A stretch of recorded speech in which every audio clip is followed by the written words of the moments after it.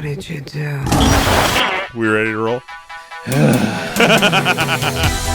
Broadcasting live from the internet, it's Tuesday night, and this is the Panels on Pages podcast. Big boys playing with big toys. This is quality content. The boomers are into it. Hey man, I just show up. With your hosts, Lee Rodriguez. I am a visionary. Like, oh, you have a podcast? I'm like, no, that's not me. That's somebody else. Jason Nyes. Yeah, sure. I'm not getting any vegetables in my diet. I'm just a thick boy. Jose Guzman. Is Jose on the show tonight? He says he's coming. It's like Elton John all over again, just minus the death threats. Kelly Harris. Reach your hand in your pants there, big boy. That's not me. I don't sound like that anymore. And our good buddy Mahoney. Hey, Mahoney's here. What's up, Mahoney? We can do just glorious, wonderful things on our phones, people. No one's ever done anything like this before. It's gonna be massive. It's going to be great. I mean, obviously, I think it'll be great. And it's all killer, no filler. My seat's on fire! Your dick's so hot! Come on. It's so good. It's pretty good. It's there. It's reliable. You know what you're getting every single time. Man, I'm so glad you found us. You're all terrible people, and I'm glad you're my friend. Put that in the intro. That's really funny. Over 500 episodes, and you'd think they'd have the hang of it by now. It seems like the concept that would run its course very quickly. Oh, hey. What's going on, Internet? Didn't see you there. Today is Tuesday, August 25th, 2020. Everything sucks. This is episode number 526 of the Panels on Pages podcast. I'm your host, the Lord Reverend Lee Rodriguez. Joining me tonight, we got Mr. Jason Nyes. The podcast is for grown-ups. An adult sensibility. Grown-ups. You like those other podcasts like you like Saturday morning cartoons, you fucking chump. Kelly's here. What's up, Kelly? I apologize to all the Postmaster General stands for offending you when I said that I would fight Postmaster General in the Walgreens parking lot and send him some letters, and the box was his ass. And Mahoney's here. What's up, Mahoney? T-minus 11 minutes until Corky Bitch Hours.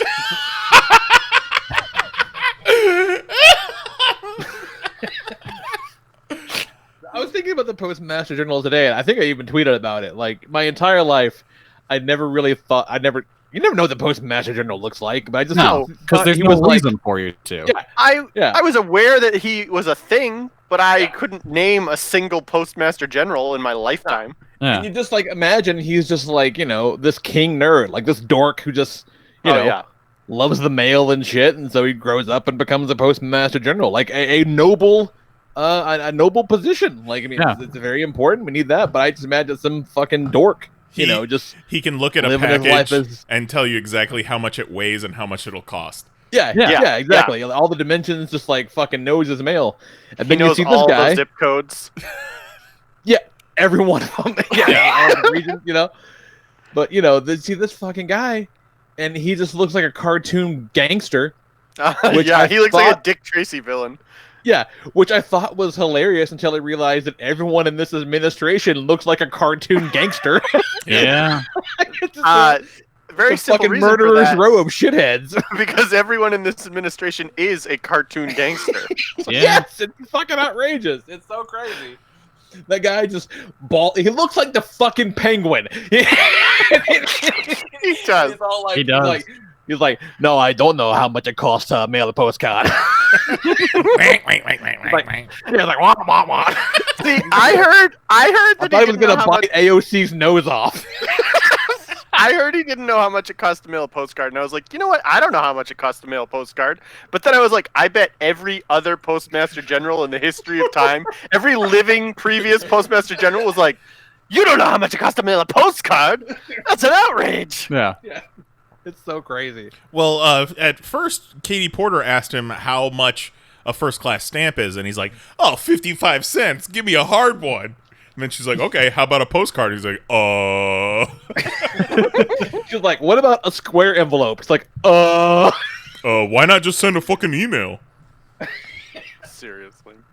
I do think that he's most Katie likely Porter taking apart all those mail sorting devices to build some sort of weather dominator machine. So Yeah, probably. Or a Zeppelin for him to escape in. Yeah, either way. He's gonna build a giant sorting machine that just sorts the races. Ooh, there you go. Yikes. Katie Porter at the end was like, hey, so, let's say, the independent inspectors come in and they find out, they find you have been guilty of some wrongdoing. Will you commit to resigning in that case? He's like, no. No, I have not completed my segregation domination machine yet. He's like, what are you, fucking retarded? No, I'm not going to, no. Why would I do that? And even she was like, wait, really? Like, fuck, man.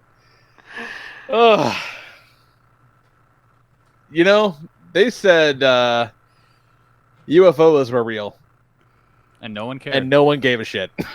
Wow. There's too much fucking nonsense going on that the Pentagon's like, yeah, no, UFOs are definitely real. We don't know what they are. They fucking might be aliens. There's some metal we've never seen before. And everyone's like, shut the fuck up.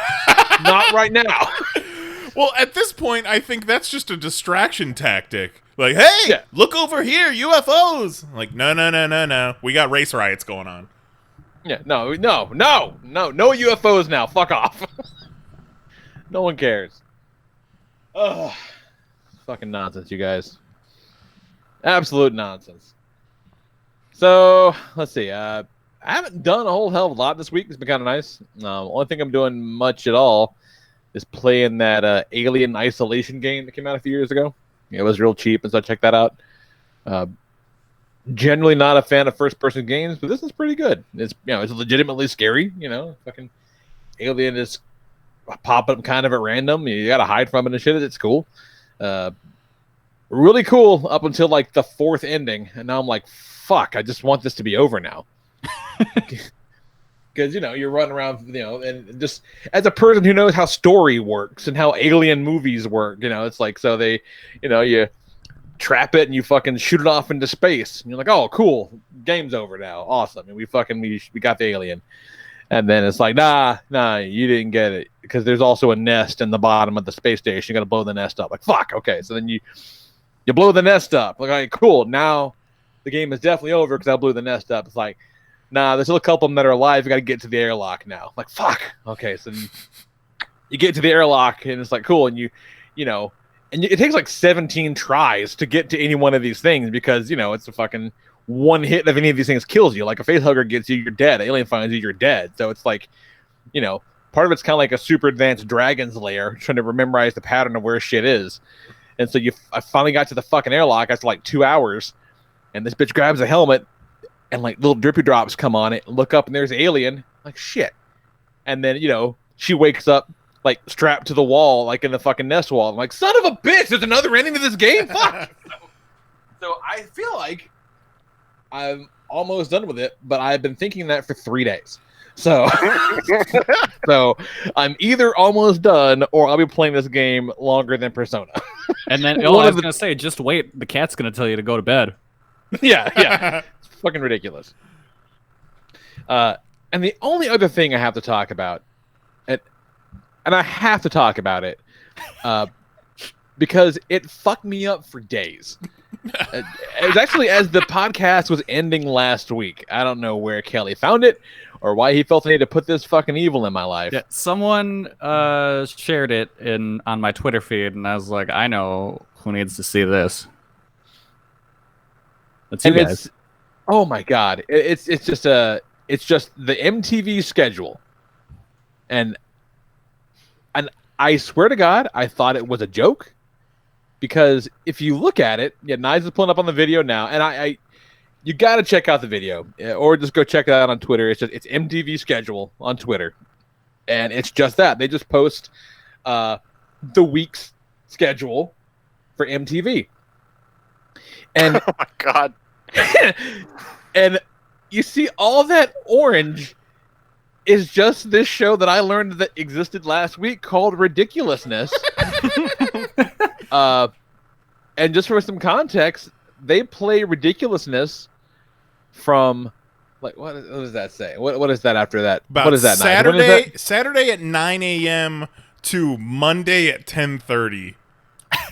Just Ridiculousness. Like, there are Tubi TV channels with more variety than those 3 days of MTV programming. And there's like one day they'll do 7 hours of Catfish the TV show, but don't worry, they get right back to ridiculousness real quick. I think it was Mahoney who said, "What if you turned on MTV expecting ridiculousness and it wasn't ridiculousness? How mad would you be?" I would shit your pants. Today on Twitter, trending was Catfish the TV show. And I was like, I bet it's trending because everybody's like, what the fuck is this? Catfish the TV show is on instead of ridiculousness. It's fucking nuts. And it affected me in a really profound way for days. Like I loved the kept roller sharing with coaster we went on when I first showed you guys, and you're like, no, this can't be real. This is fake. And then we were like, oh yeah, it's probably fake. And then Lee was looking at the real schedule on their website, and he was like, yeah, okay, yeah, there's a bunch of ridiculousness. Wait a minute, this is just the schedule that's on the website. like it's turned out it's all ridiculousness. Look at this shit on the screen right now for the week of 7/13. Yeah, this is my favorite. All ridiculous. It's all ridiculous. I don't know. It's ridiculousness. It's a few hours of Catfish the TV show, and then it's a bunch of movies. They've got a block on Tuesday starting at 10 a.m. starting with Bring It On, Fight to the Finish, which I assume was direct to DVD, and then Bring It On. I'm mad about this. And then Bring It On, and then Bring It On again, and then Bring It On All or Nothing, and then Bring It On again. Again. No. Bring It On. Right. Comma again. Yes. Like a second kind of get. And then this is like how there's like for Star Wars, there's what I can't remember, like the hatchet cut or whatever they call it, where it's like the machete cut. The preferred viewing order. It's Bring It On, but in like chronological order. Yeah, exactly. What is happening on Friday? Where there is 1 half hour that breaks up what appears to be 12 hours of ridiculousness. No. That's 15 minutes. They somehow have a 15-minute episode of ridiculousness somewhere to go with a 15-minute episode of Fresh Out Live. And then before that, starting at 11 a.m. on Friday, you got Bad Santa 2, followed by Bad Santa. Damn it. I bet that they Fresh Out Live or whatever you said ends, and they're like, we now join ridiculousness already in progress. Yep. You know what? I bet there's episodes of ridiculousness that are all varying lengths.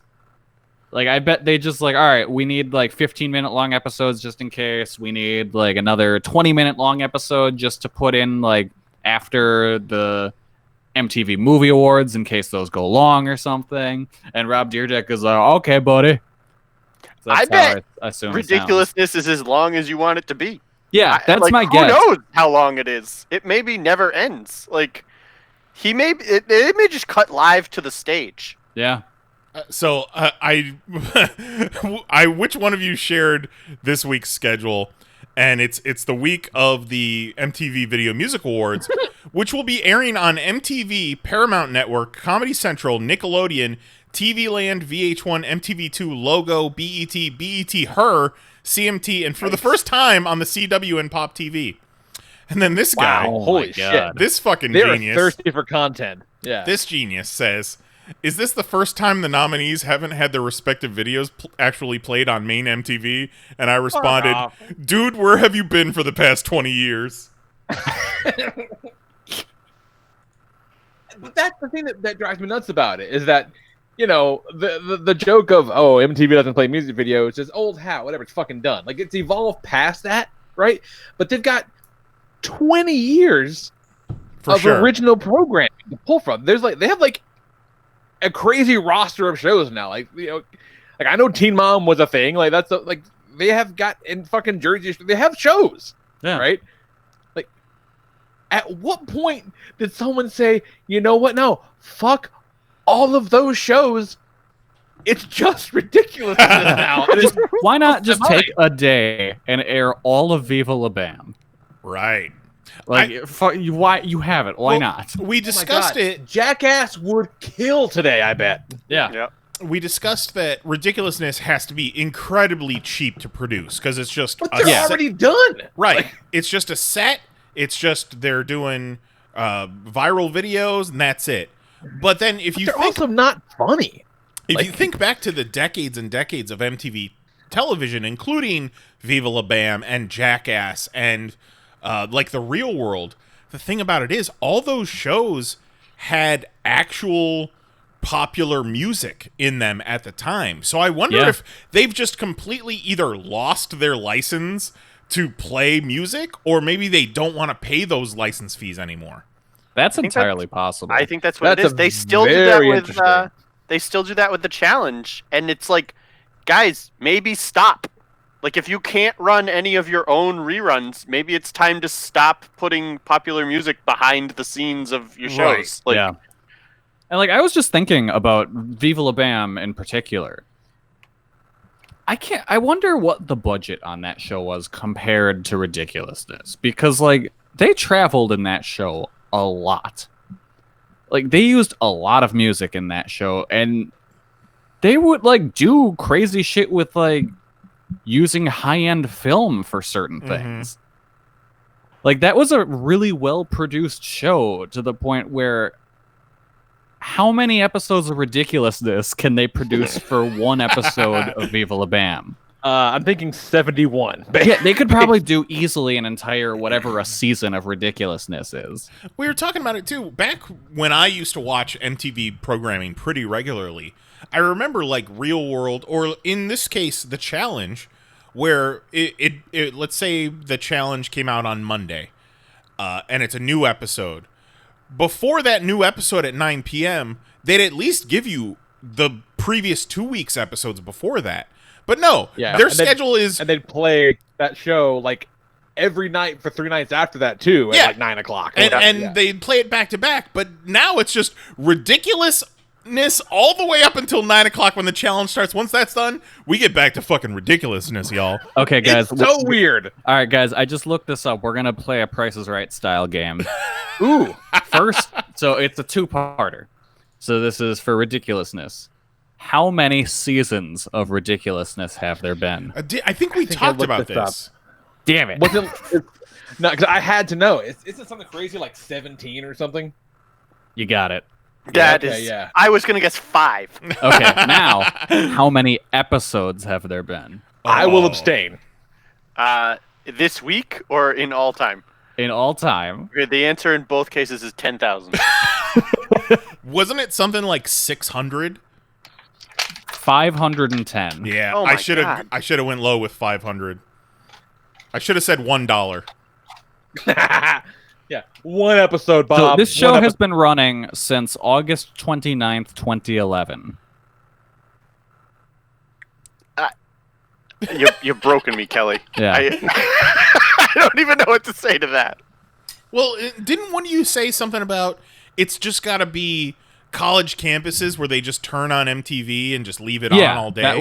that was me, because I remember when I was in college, just walking past dorm rooms, and it's like, Ridiculousness is on again. It's so strange to me because, like, the whole point of being a network. Anyone listening who thinks this is boring as shit, but I can't stop thinking about it. Yeah, I apologize if you think it's boring because it's not. It's not. Okay, No. it's fascinating. So, but like the whole point of being a network is to make a profit, and I just don't understand how showing 270 hours of ridiculousness a week makes you a profit. Like, who's like, I gotta get ads on that. I gotta get in. Oh, you have no original programming? Cool. How much for ad space? Okay, Oh, that's too much. guys. How about for the same episode of Ridiculousness, but at 4:30 in the morning? There are different regional variations of Ridiculousness. Oh, shit. Fuck you. Chile has Ridiculous Chile. France has Ridiculous Made in France. Oh my god. Spain has Vergüenza Ajena Made in Spain.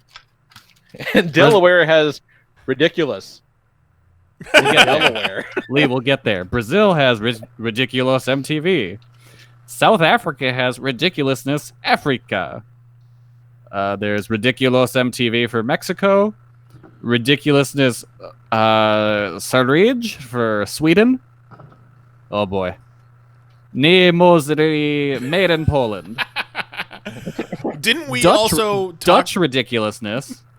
Ridiculousness Italia. Ridiculousness Denmark. Canada has It's Ridiculous. And then coming to us is Ridiculousness Arabia. Oh no. Okay, so are they individual shows? They're each different series hosted by that region's local celebrities. Arabia's Rob my Dyrdek. God. The ridiculousness Arabia is just people getting their hands cut off. Oh no. Oh. Shockingly, It's Ridiculous started up just in 2017 or 2012. Sorry, the Arabia one started in 2017. Took a while to get there. We talked when we originally discovered this. We talked about that. It's possible that they're trying to drive traffic to an app, possibly.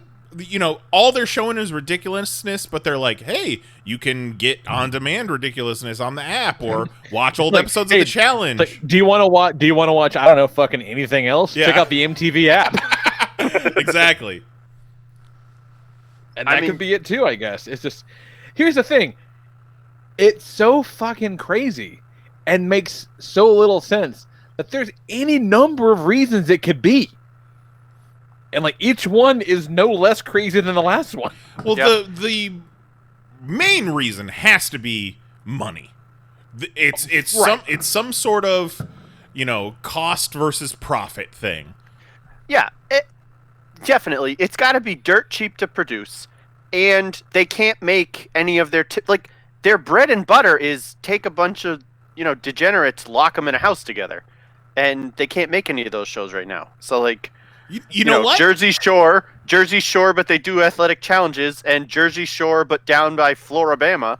Like, they can't make any of those. So. But they could. You know, a reality show essentially is the NBA bubble. Yeah, but they send them out to Yeah, party but and you to go to would the have to bars. cut that part of it. But But you can't cut the alcohol. That's what leads to all the best moments. No, don't. Well, Okay, so now I'm looking at. They have the Wikipedia page for a list of episodes. Has the ratings or millions of viewers that watch. This show is routinely getting beat by AEW Dynamite. Oh man. Which is still kind of insane, though, to think about. This show that airs hundreds of times in its initial running is only scoring, like, the most recent season. What was the high point? The high point was on May 4th with 530,000 viewers. There's a So, companion show called Amazingness. Oh, it's a talent show. It's just, it's so, it's again. Oh my God, Chris Jericho was on the May 12th episode. The Demo God. The Demo God, but that one only got 440,000.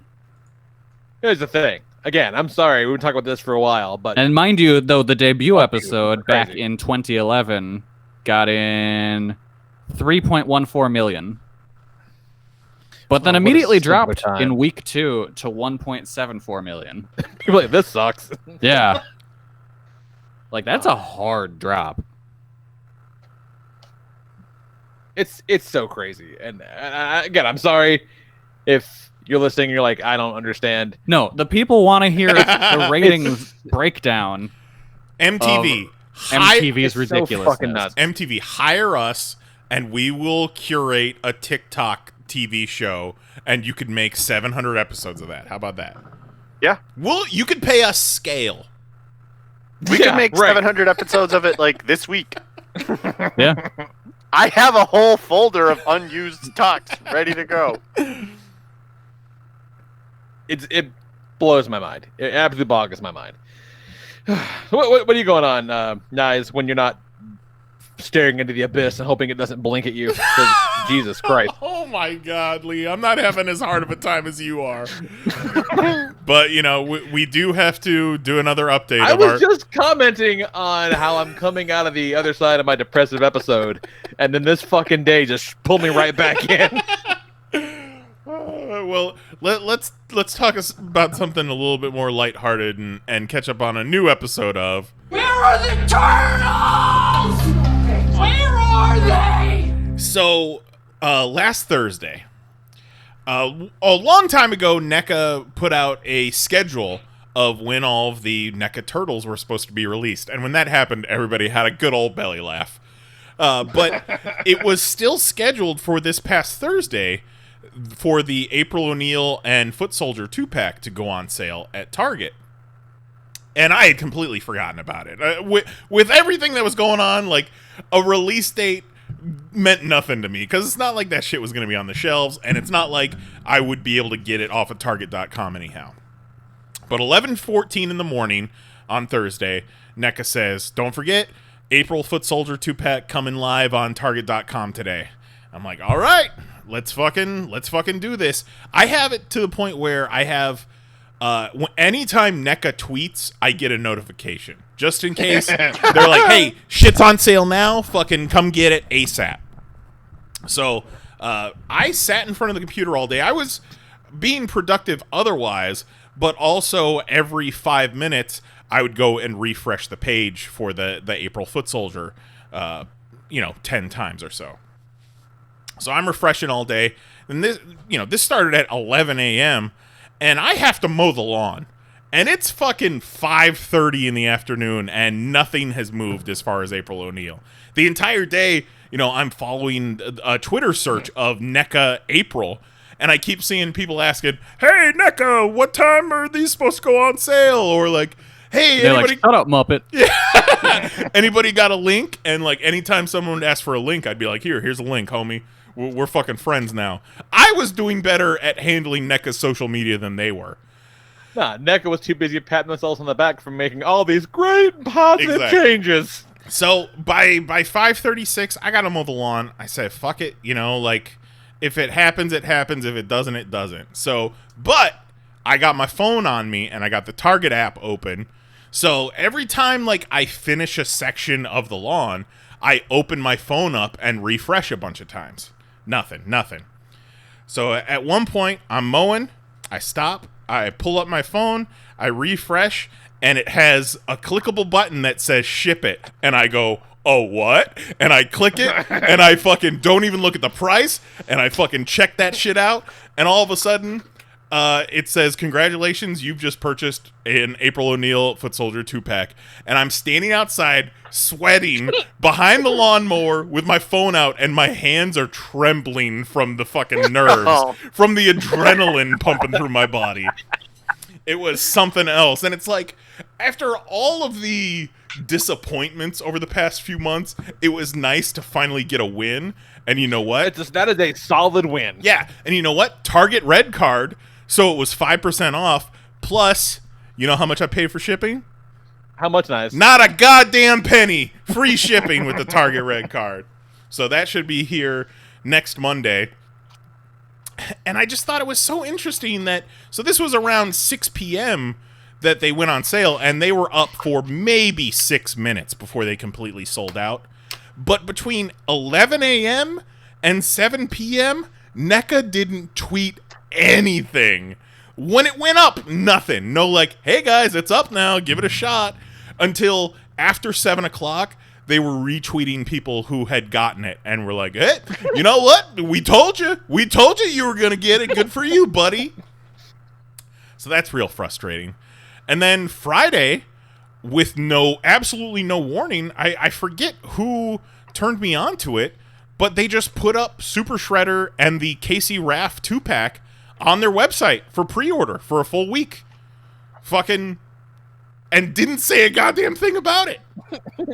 And at the same time, no less. Yeah, at the same time. And you know what? If you bought both of them, you could combine shipping for only $15. How wild is that? And it came at the just at the right time too, because as we talked last week, there was rumors that Pop Culture was getting their orders canceled, and boy oh boy did they. I got my at least one of my orders I got notified that it's been canceled. Apparently Boy, pop culture. apparently it was a clusterfuck altogether. But it was the distributor that distributed to Pop Culture that didn't have their agreement totally in lockstep with NECA. Sure. But instead, I believe what really happened is they saw all of us assholes who couldn't get it on the NECA site go to Pop Culture and paying less than we would have getting it in the US, and they're like, whoa, we're leaving money on the table here. Let's cancel these motherfuckers. Absolutely. They absolutely would have gotten every single one of those Pop Culture if NECA hadn't figured out the whole racket they had running. Yeah. I mean, Pop Culture didn't have a racket running. It was NECA who had the net racket running. Pop Culture had a racket running. Pop Culture was like, so wait a minute, NECA's ripping these people off for $70 a figure?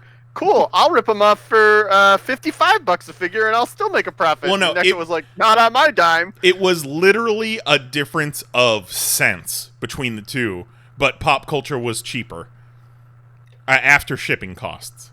So To ship from Australia. yeah, they to had Florida. already inflated the price to $40, but then they have a flat rate shipping to anywhere in the world for $13. Yeah, because it's all nonsense. It doesn't matter what breakdown of the cost it is. It's only about the final price. Right. So there's that. And, for all intents and purposes, everybody should be getting a Super Shredder at some point. So, Yep.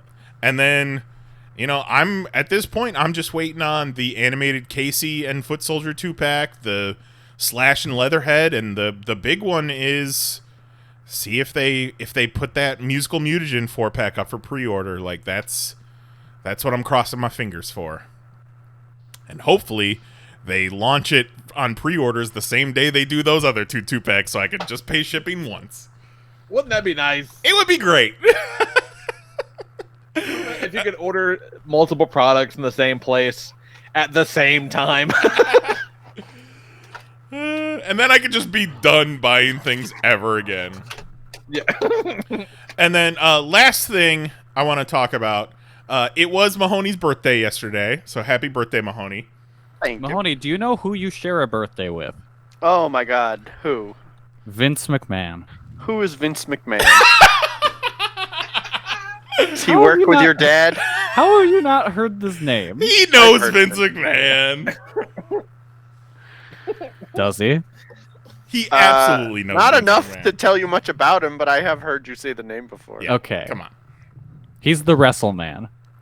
Well, He's the one who they do that special about every year, WrestleMan 20, WrestleMan 25.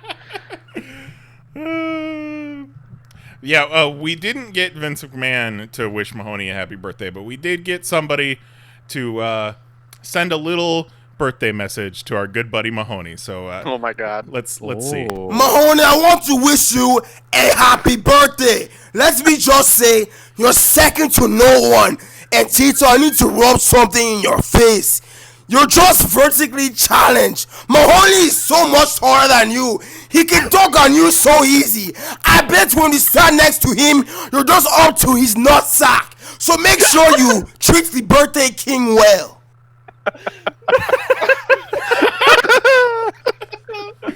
Fantastic. That's good. $5, you guys. No. So Mahoney, when Mahoney previously got cameos from Dark Skin Warrior, it was $3, wasn't it? No, it's $5. It was $3 $5. if you want to message with him. Okay, so it was $5 for a cameo. Obviously, he's been getting a lot of requests, and he has upped his price to $15, but it was well worth it. Good for Yeah. him. Yeah. And I tipped I that was waiting for motherfucker that. $5. All I said was, it's Mahoney's birthday. Please let him know that he's second to no one. And can you also mention that Tito that he's taller than Tito? I don't know how he figured out that Tito comes up to my nutsack. I mean, Well worth the $20, believe you me. Phenomenal. That's Thank you. outstanding. You're very welcome. We love you, Mahoney. I love all of you. Most of you. Haha, Jose. Oh God, what's up, Mahoney? How was your birthday celebration? It was very nice. It was. Welcome it to was, the quarantine birthday club. Oh yeah, there wasn't much to do, so we had some cake and hung out with my parents who come over, and so it wasn't all that exciting, but it was good. I got an anonymous potato in the mail. You sure did. I sure did, and this potato has Lee's face on it, Uh-oh. so it's wonderful. I'm like, how long can I keep this potato? Now, okay, so it's very hot, obviously, because it's the summer. I don't imagine they sent me that potato, like, cooked. That shit is absolutely a baked potato. Like, it is soft. Like, it is soft to the touch. Oh, I am no. convinced that I could eat it if I wanted to. Like, Turn that shit into a bonsai potato. what is a Ooh, bonsai yeah, that's potato? Just, like, let all the stuff grow out of it? Yeah. Does that happen if you bake it? Probably not. Yeah, because I'm telling you, that potato is. Well, is what you hot. do is just put it in a cabinet you're not using and leave it there for like a couple weeks and see what happens. There we go, up on the screen. Happy birthday, Mahoney, on one side. Lee's face on the other. And you can tell from the picture that Lee's like, oh no, a potato, my arch nemesis. You could put my face anywhere. Why did you put it here? He's like, I'm not comfortable being this close to a potato. Yep. Very clear in his eyes, you can see. He's like, I don't fuck with this potato. I'm not Yeah. interested, I don't like it. So, that was very cool. That was great. I also got a Dwight action figure because my 4-year-old tells me that I look like Dwight from The Office. Which are his exact words. He has never seen The Office. I don't know why he even knows about Dwight from The Office, but just out of the blue, a couple weeks back, he looks at me and he goes, "You look like Dwight from The Office." And I was like, "What?" But he stuck with it, and as soon as I opened that, and the figure was in there, I took it out and I showed it to him, and he said, "Dwight from The Office. He looks just like you." And I was like, "Okay, great, kid." So, Yeah, technically that was for Will. well, true. Yeah. True. He loves it, and I'm clearly passing along all of my best genes to my children. I said, "Why do I look like him?" He goes, "'Cause you have the same glasses and the same hair." And I was like, "Okay, all right, thanks." Close enough, I guess. Yeah, that'll teach me for asking. Thanks so much. So it was good. I got that. I got the potato. I got this really cool Falcon and the Winter Soldier poster to hang down in my basement. I have all these movie posters from the Marvel movies and some of my it's like the one area in the house where I have my stuff. And so I got this really cool Falcon and Winter Soldier poster from Nyes and Mary, and when they were out at D23, right? Yep, D23. Oh, that's Yeah. cool. Yeah, Falcon and Winter so I gotta Soldier hang that was up. actually supposed to release on Disney Plus this week.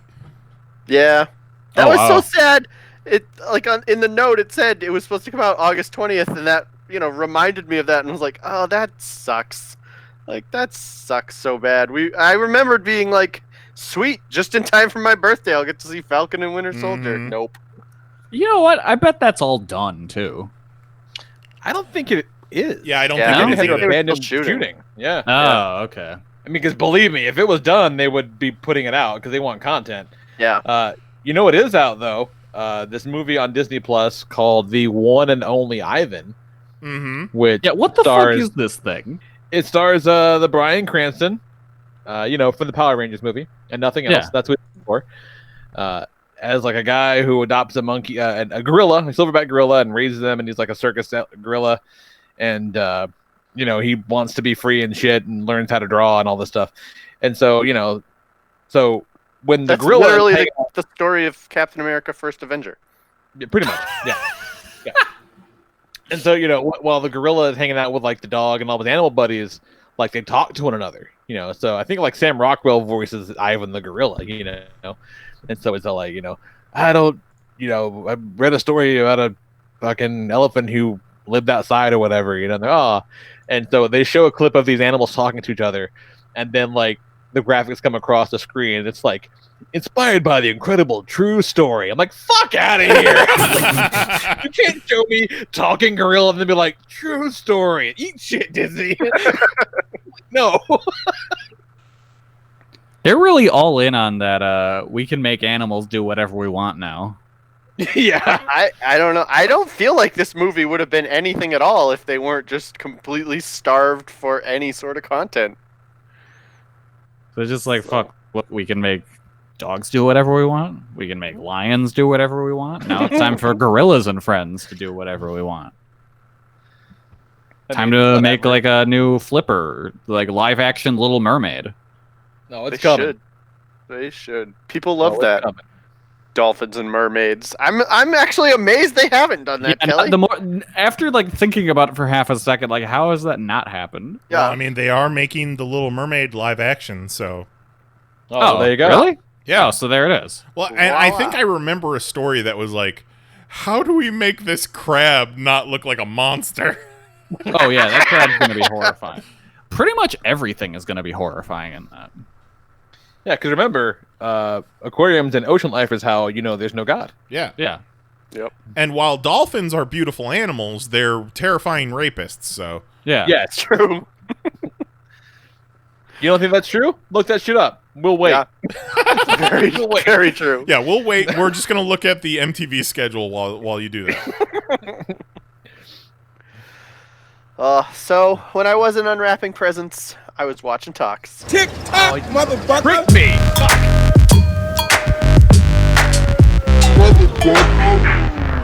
Yeah, what do you think? He wasn't gonna have talks for his birthday? Yeah, really. Fucking went out of order. I was asking because it was his birthday, and I was gonna. God damn it. Yeah, see, you skipped me and you just brought TikToks to yourself sooner.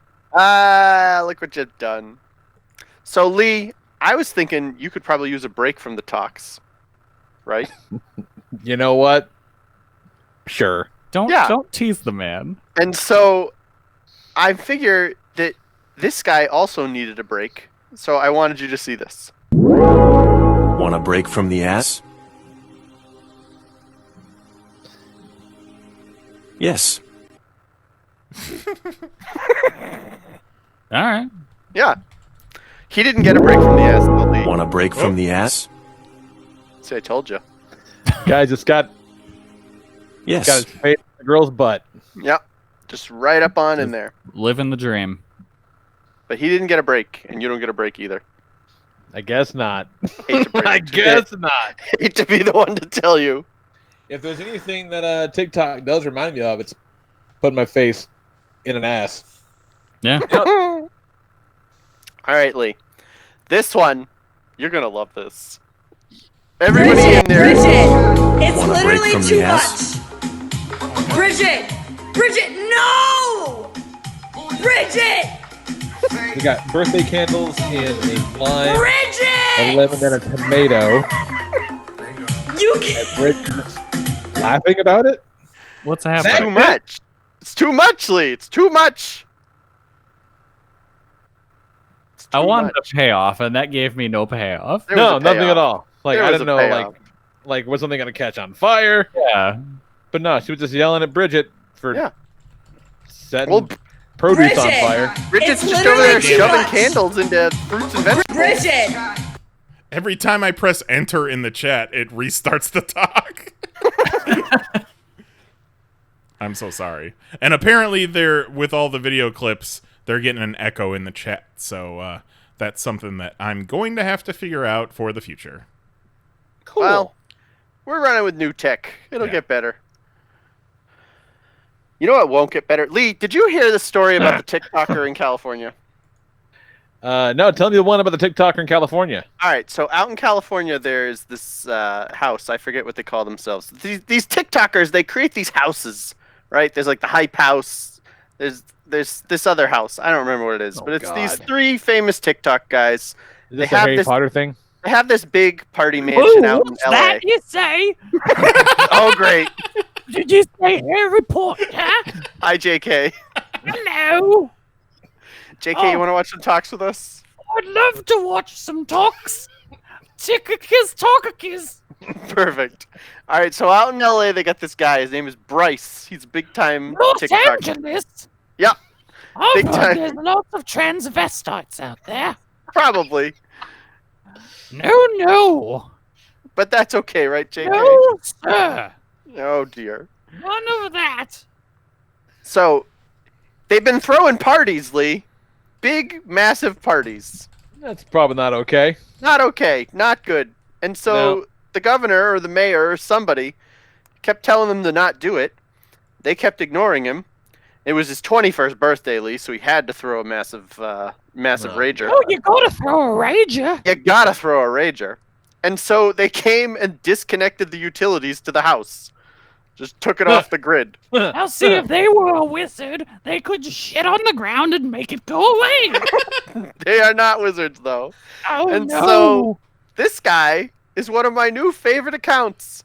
And he has a PSA for Bryce and his friends. Hey Bryce, I know your Wi-Fi's down, so I thought I'd leave you a message. Happy 21st birthday, man. I saw you threw a little party, and I just wanted to say I'm a little disappointed. I would say I expected better from you, but I just don't. Throwing massive parties every weekend probably isn't the best idea right now. And just because you're pretty good at filming yourself having sex with your iPhone, doesn't mean you can just kick that under the fridge. You know, there's a lot of little kids that look up to you. I only hope that they don't look up at the wrong time and get piss all over their face. And all you other Sway Boy Bryce Hall clones aren't off the hook either. Skinny Bryce, Music Bryce, Slightly More Handsome Bryce, I'm looking at you.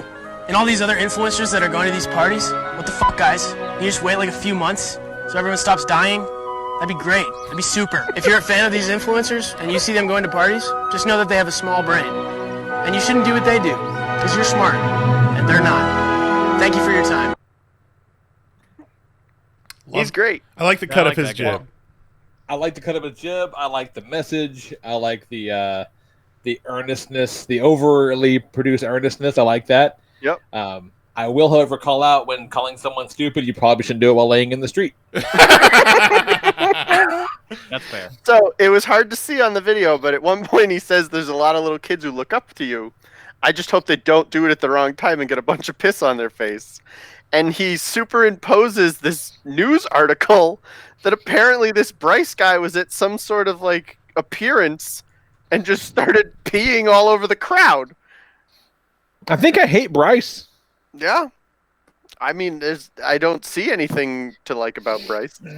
It's this almost guy- as if. It's almost as if. As if he was a wizard whose spell went wrong. Kind of. I was thinking it's more like He meant to piss a kiss away in the air, and he said, "Piss on a kiss." All over the people. I was going a slightly different direction and suggesting that perhaps getting famous for no reason isn't good for a young person. Oh yes, JK. It's all right. It's all right, J.K. Rowling. Don't worry about it. All right, this next talk is right up your alley, Lee. This is more like what you're used to.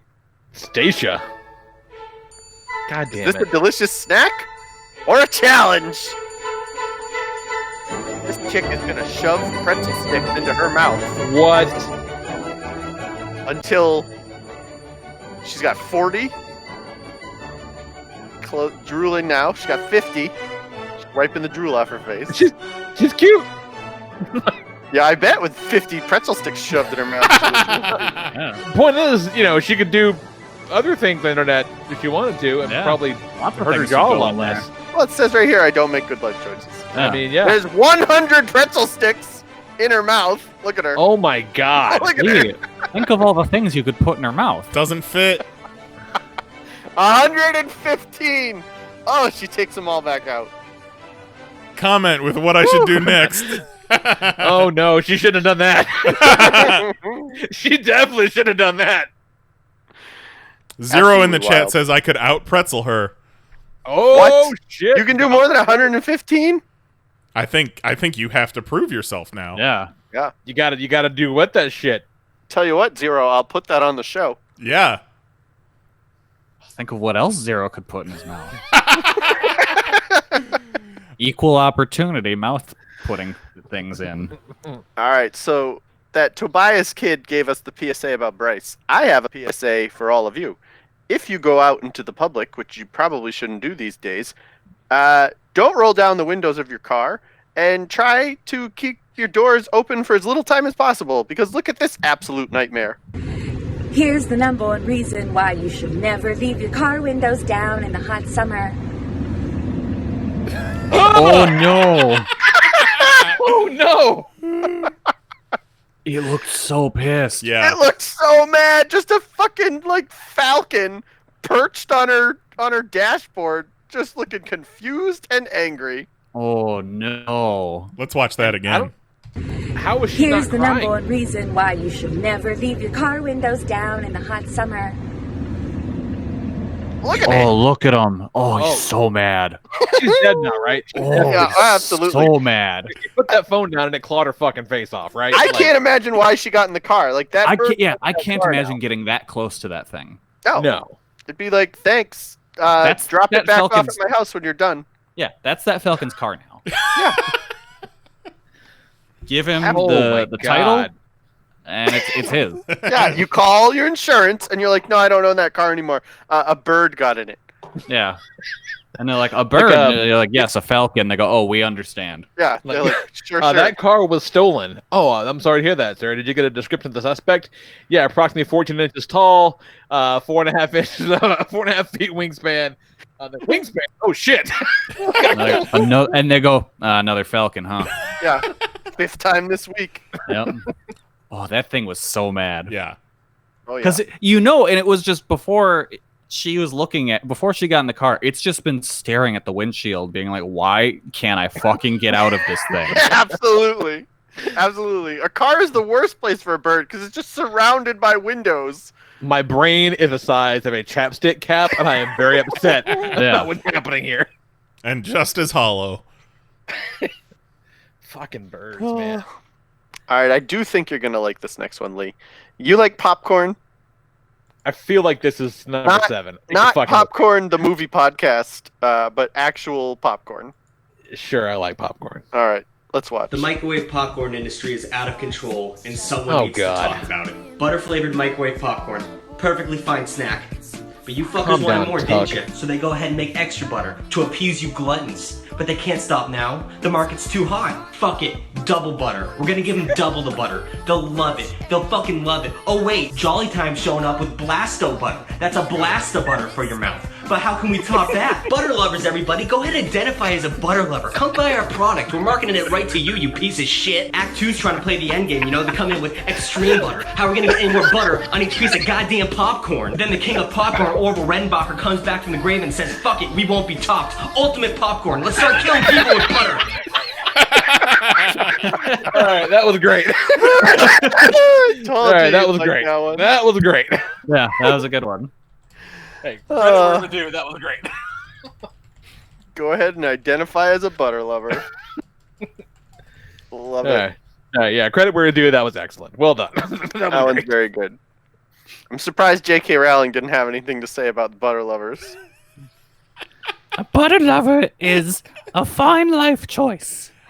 All right, thank you, J.K. What about welcome. ultimate butterbeer lovers?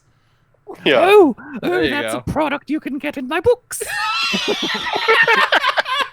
Oh, Come God. on down to the wizarding world of Harry Potter. Get yourself an ultimate butter lover beer. Blasto butter beer. Excuse me, who here has been to my land in Florida? Can't say that I have. I've been to the land. I've been to the land in Florida. Yes, there. yes, yeah. I must ask a question on how authentic it is. When you wake up in the morning, can you have beans on toast? I think you can. Oh, jolly good.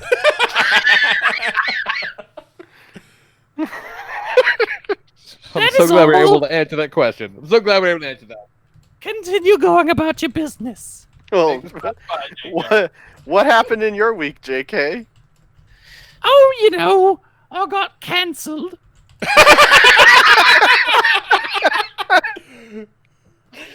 How about you, Kelly? What's up?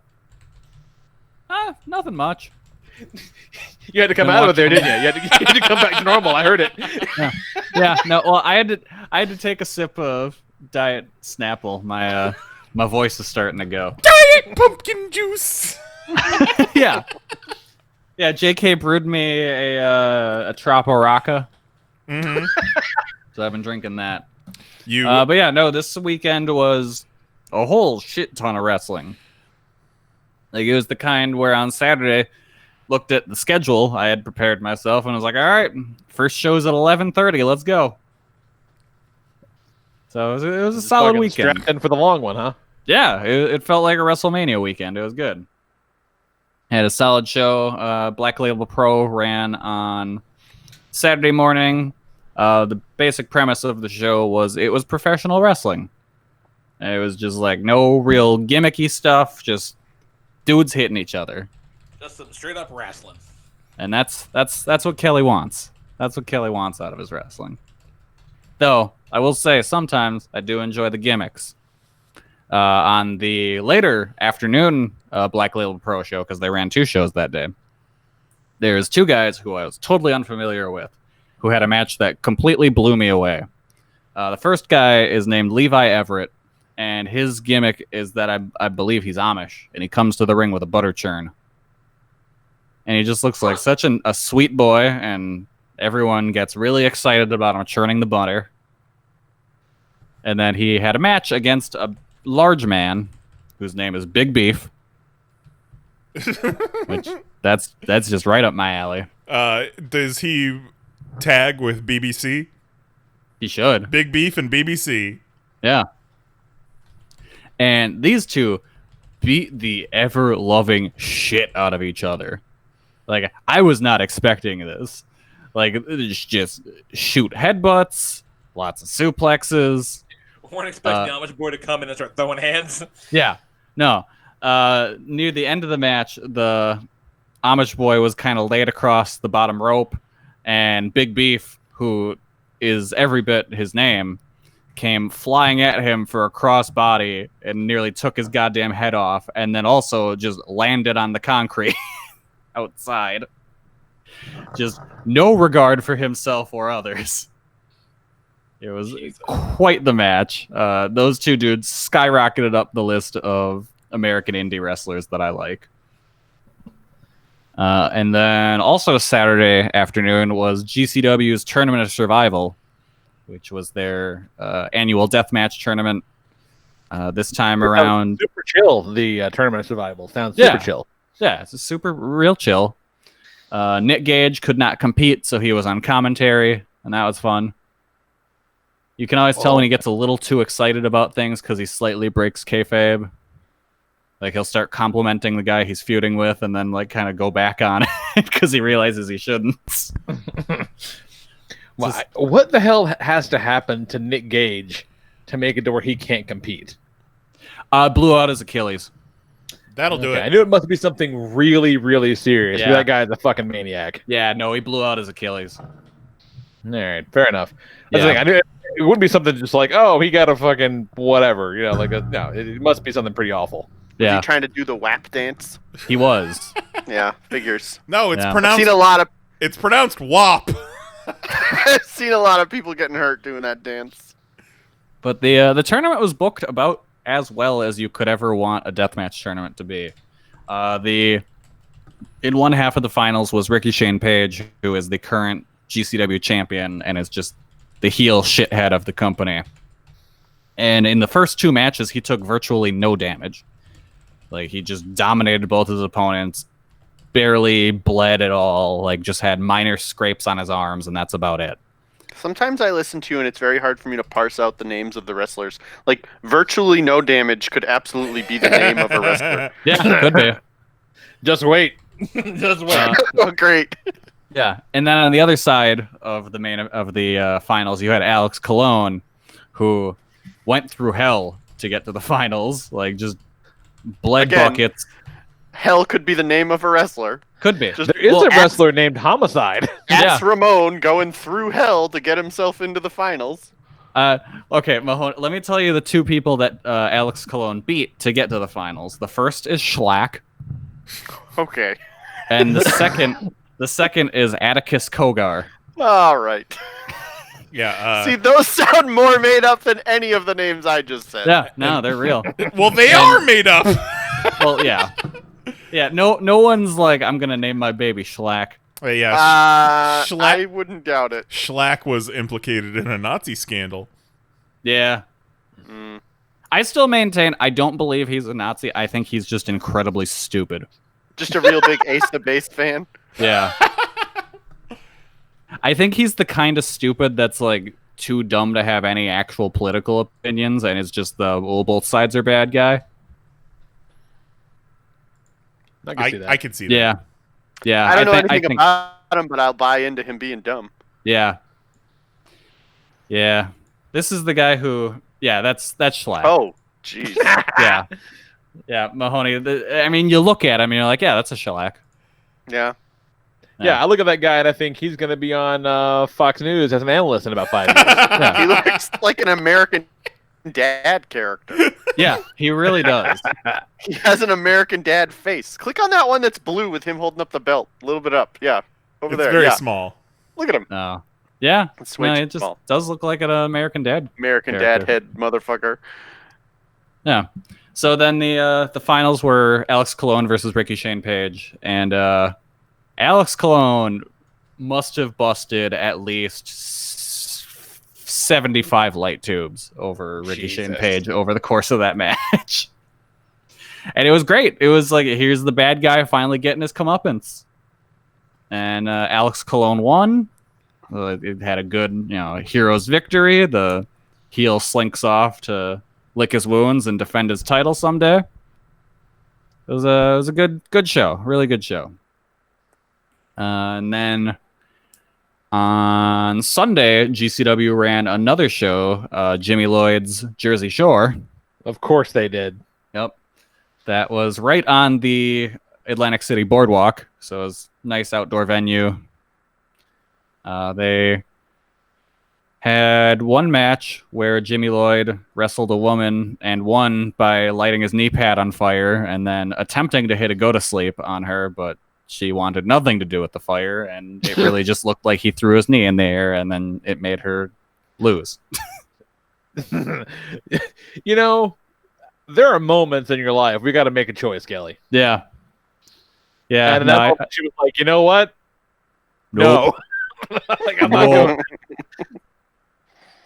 The main event featured Joey Janela wrestling Alex Zane, which featured one of the most insane bumps I've ever seen, where Alex Zane just went for a tope con hilo over the top rope.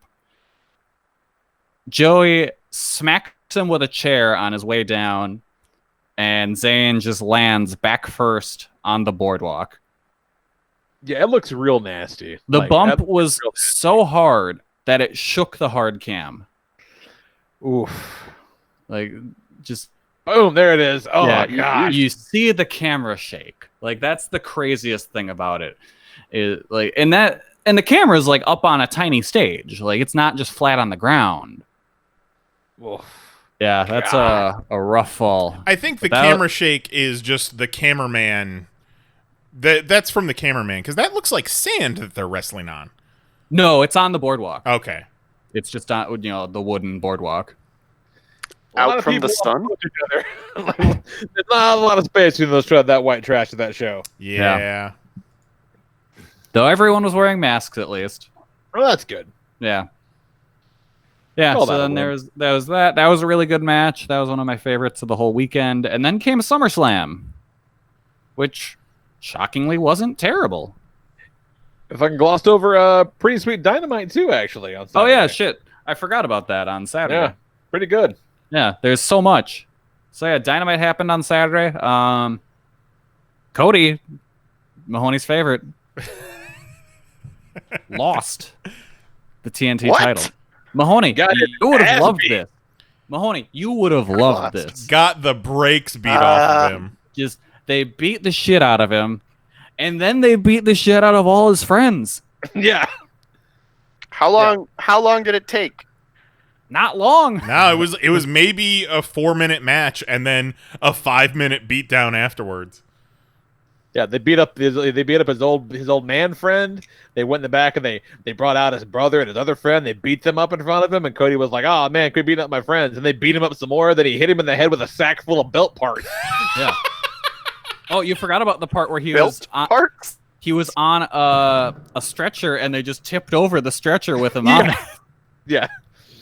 Yeah, so they got a new they've been working with a kind of placeholder championship belt during the quarantine, the virus. So they just got the new belt like last week.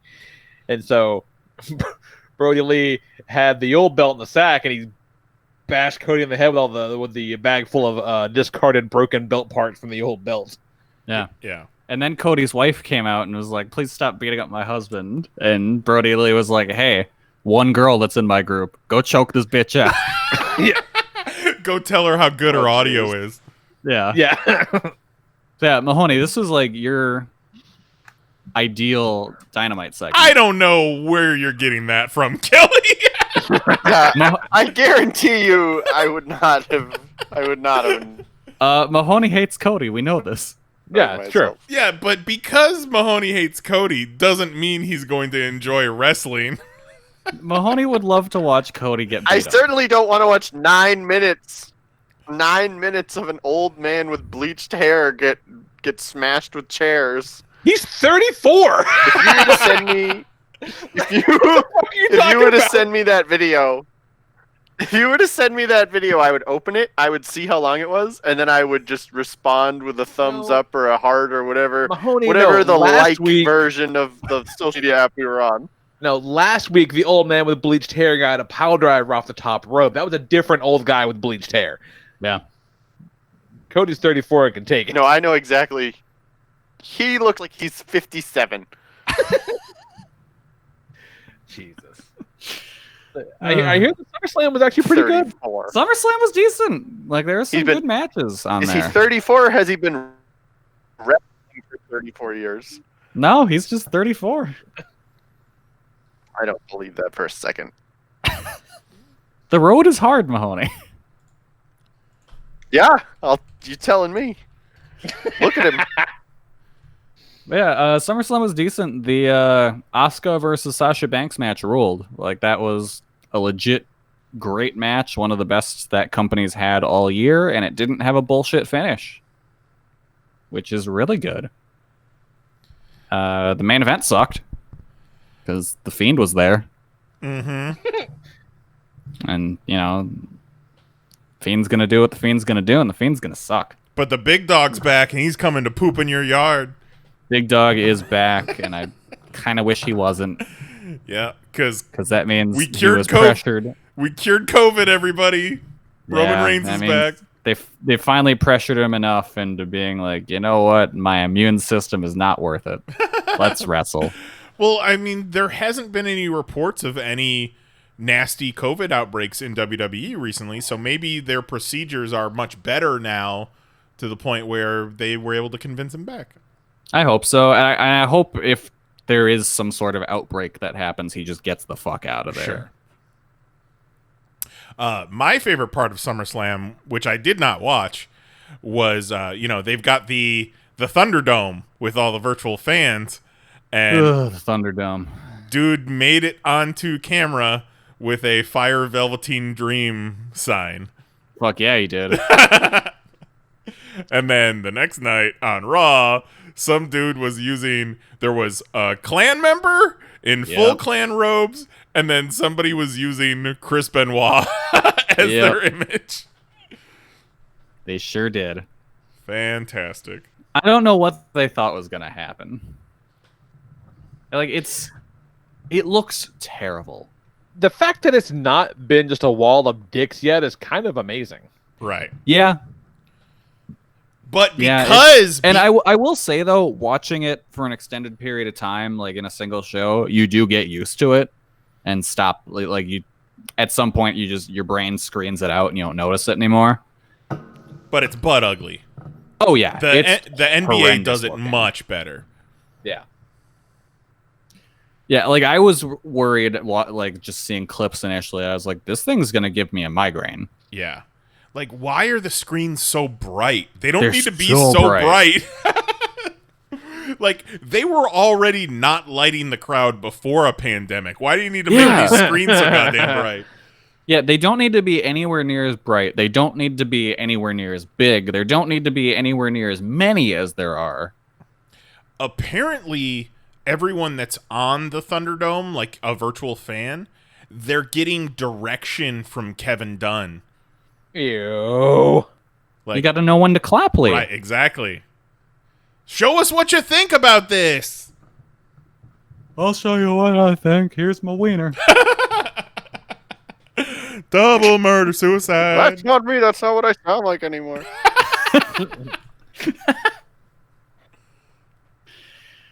But yeah, that's pretty much all I did with my weekend. It was just wall-to-wall wrestling. Man. Well, it sounds like an ideal experience. Yeah, Kelly. I mean, that's pretty much what I want out of my weekends. That's how you get into Kelly's pants right there. Yeah. Let him watch wrestling all weekend. Oh, man. And then just let him That's half nut the battle. inside of you. Yeah. That's all you need. It's good stuff.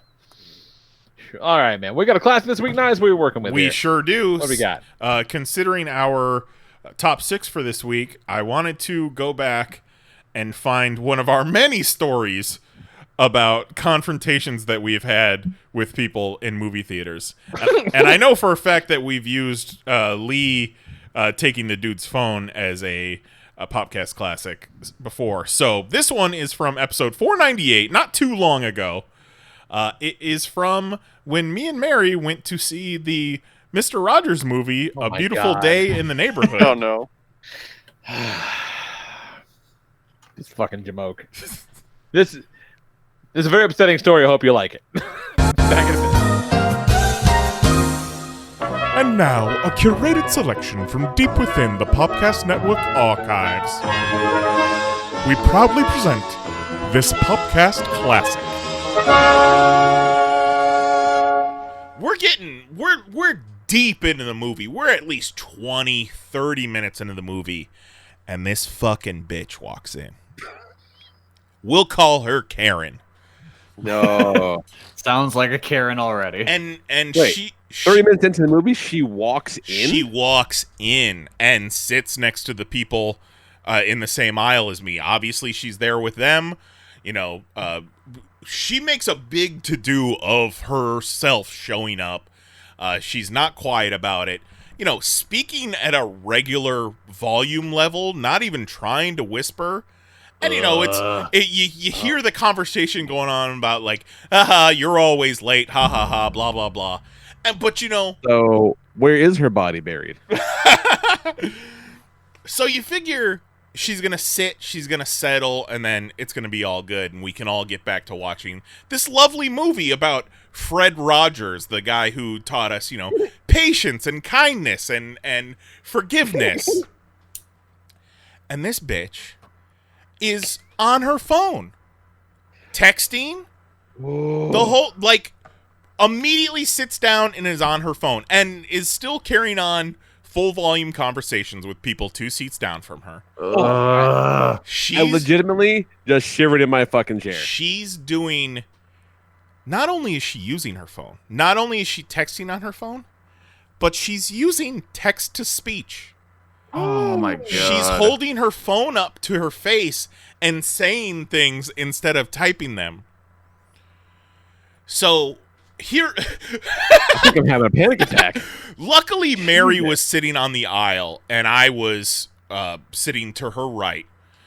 And I kind of eclipsed Karen from Mary. So Mary didn't know what was going on, and hopefully didn't hear much of what was going on.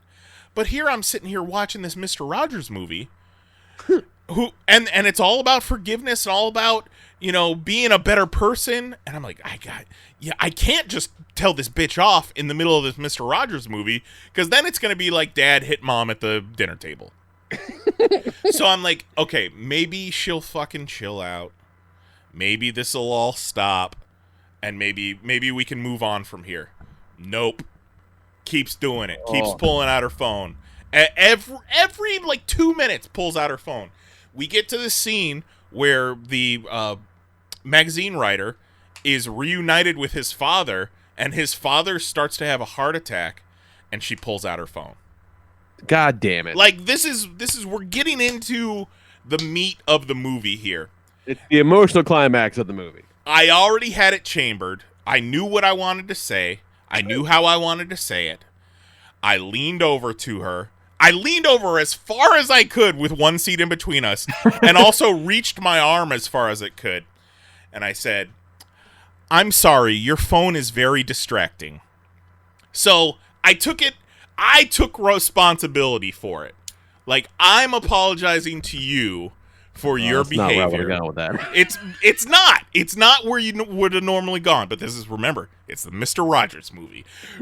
Tom Hanks as Mr. Rogers is looking down on me from the screen. I'd be like, "Hey neighbor, put your fucking phone down." She doesn't. And see, that's another thing. Anytime someone is acting a fool in a movie theater, I think of what would Lee do too. Like I immediately start feeling emasculated because I'm like, Lee wouldn't put up with this fucking bullshit. What am I doing here, letting this person talk in a movie or look at their phone or kick my seat or whatever? So I say, I'm sorry. I stared down a kid so hard. Let's see. Let's some move with go. This kid was fucking with the plastic bag inside his Raisinets box for way too long. I just stared fucking daggers at this kid. We locked eyes for a second. And he just sat down and never touched the Raisinets again. Dude, I tried it. I tried giving her the stink eye, just staring straight at her. She either knew I was there and wanted to ignore me, or she was just completely oblivious. So I say, I'm sorry. Real caring shit, man. I'm sorry, your phone is very distracting. She doesn't even look at me. She says, okay, gets up, stomps down the aisle, stomps up the stairs in the wrong direction, then stomps down the stairs, never to be seen again. Oh my God. She was there for 20 minutes just to ruin everyone's time. And then she left. She was gone. Like, why even show up? Why are you here? Why did you, you're obviously not here for the movie because you showed up late, you're on your phone the entire time, someone calls you out and you leave. So what is the problem here? How did you not have anything you'd rather be doing? You had to pay $20 to annoy other strangers? Jesus Christ. It's after a while it gets to be a social contract thing. Like, well, also shame on your friends. They should have shut that shit down. For real, that too. But obviously that's just Karen, man. You know Karen, she's always late. She always talks in the movie. She's always on her phone. You know, we can't do anything about it. It's Karen. You know, Karen, she's always just a real big bitch.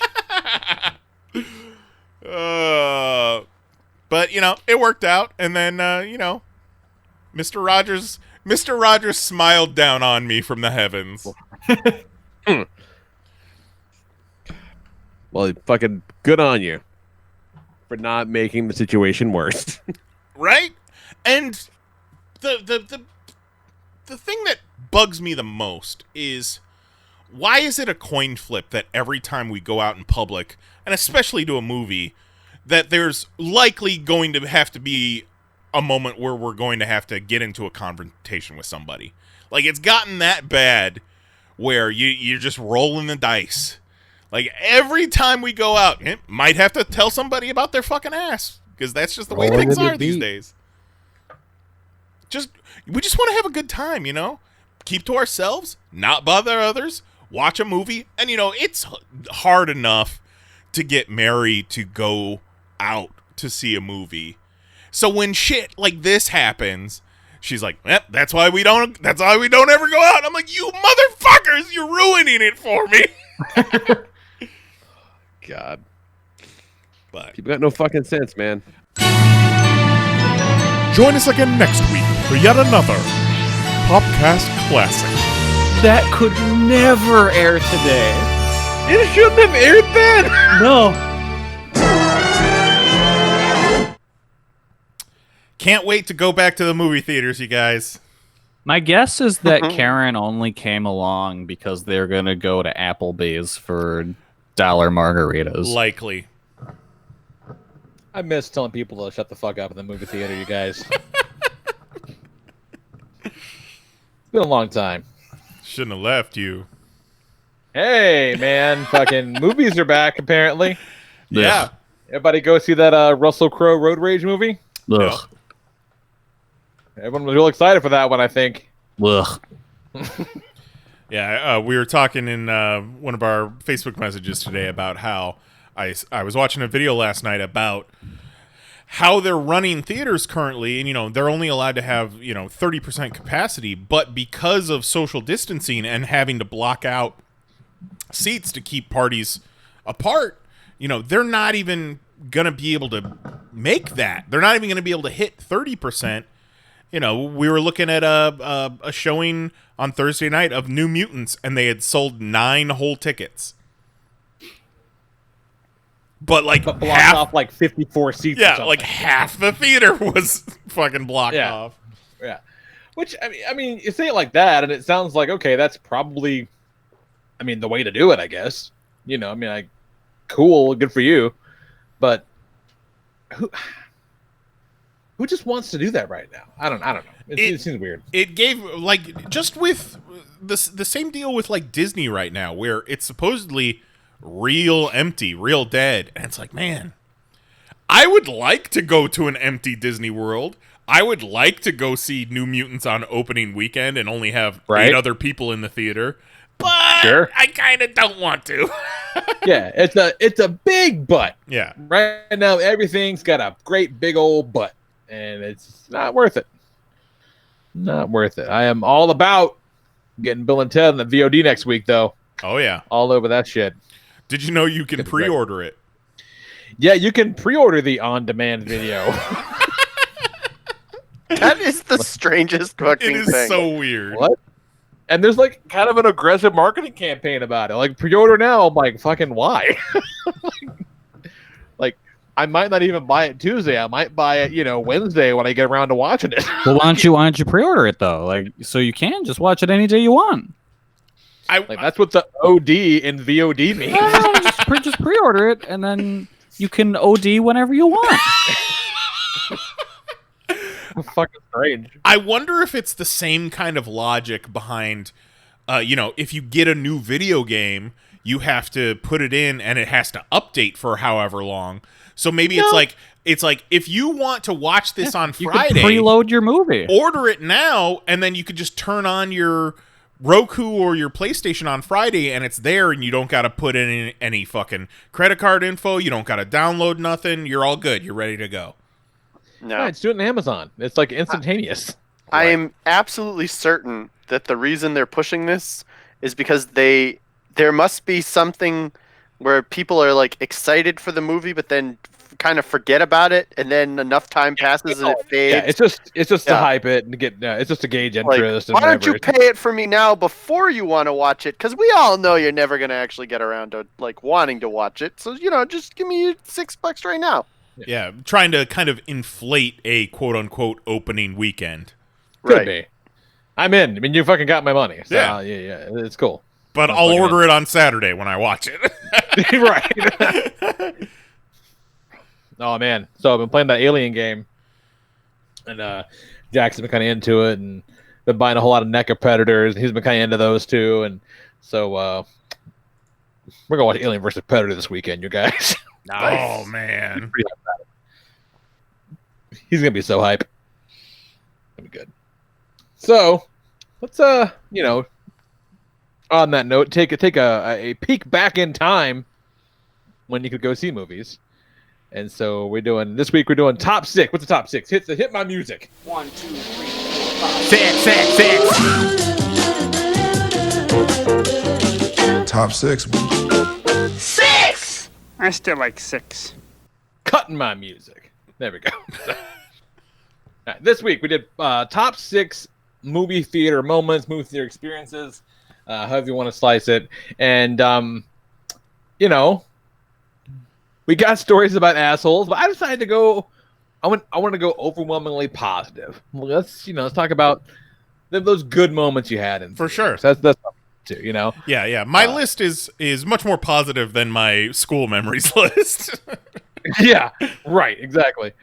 So, all right, so caveat here, bear in mind that I really didn't go see movies in the theater as a kid very often. So these are mostly like, late teen to adult years at this point for the list. So, in no particular order, look, episode 2 was not good. It's one of the stronger of the prequel movies, but still not a very good movie. I don't know. It's really, really long. That's the thing. It feels longer than it is.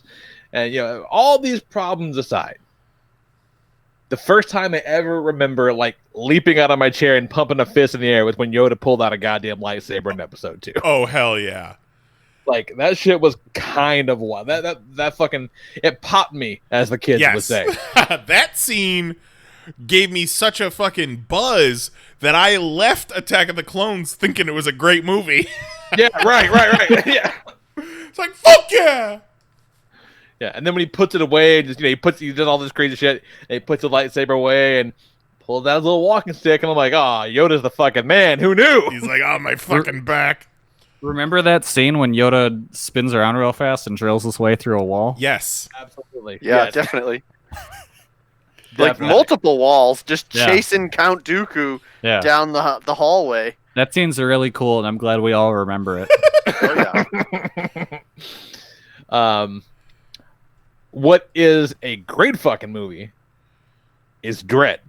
Yes. And when I went to see Dredd, like no one was around. Everyone I knew was either busy, I didn't want to go. Like my wife sure the fuck didn't want to go. So Who? I would, but my wife didn't want to go.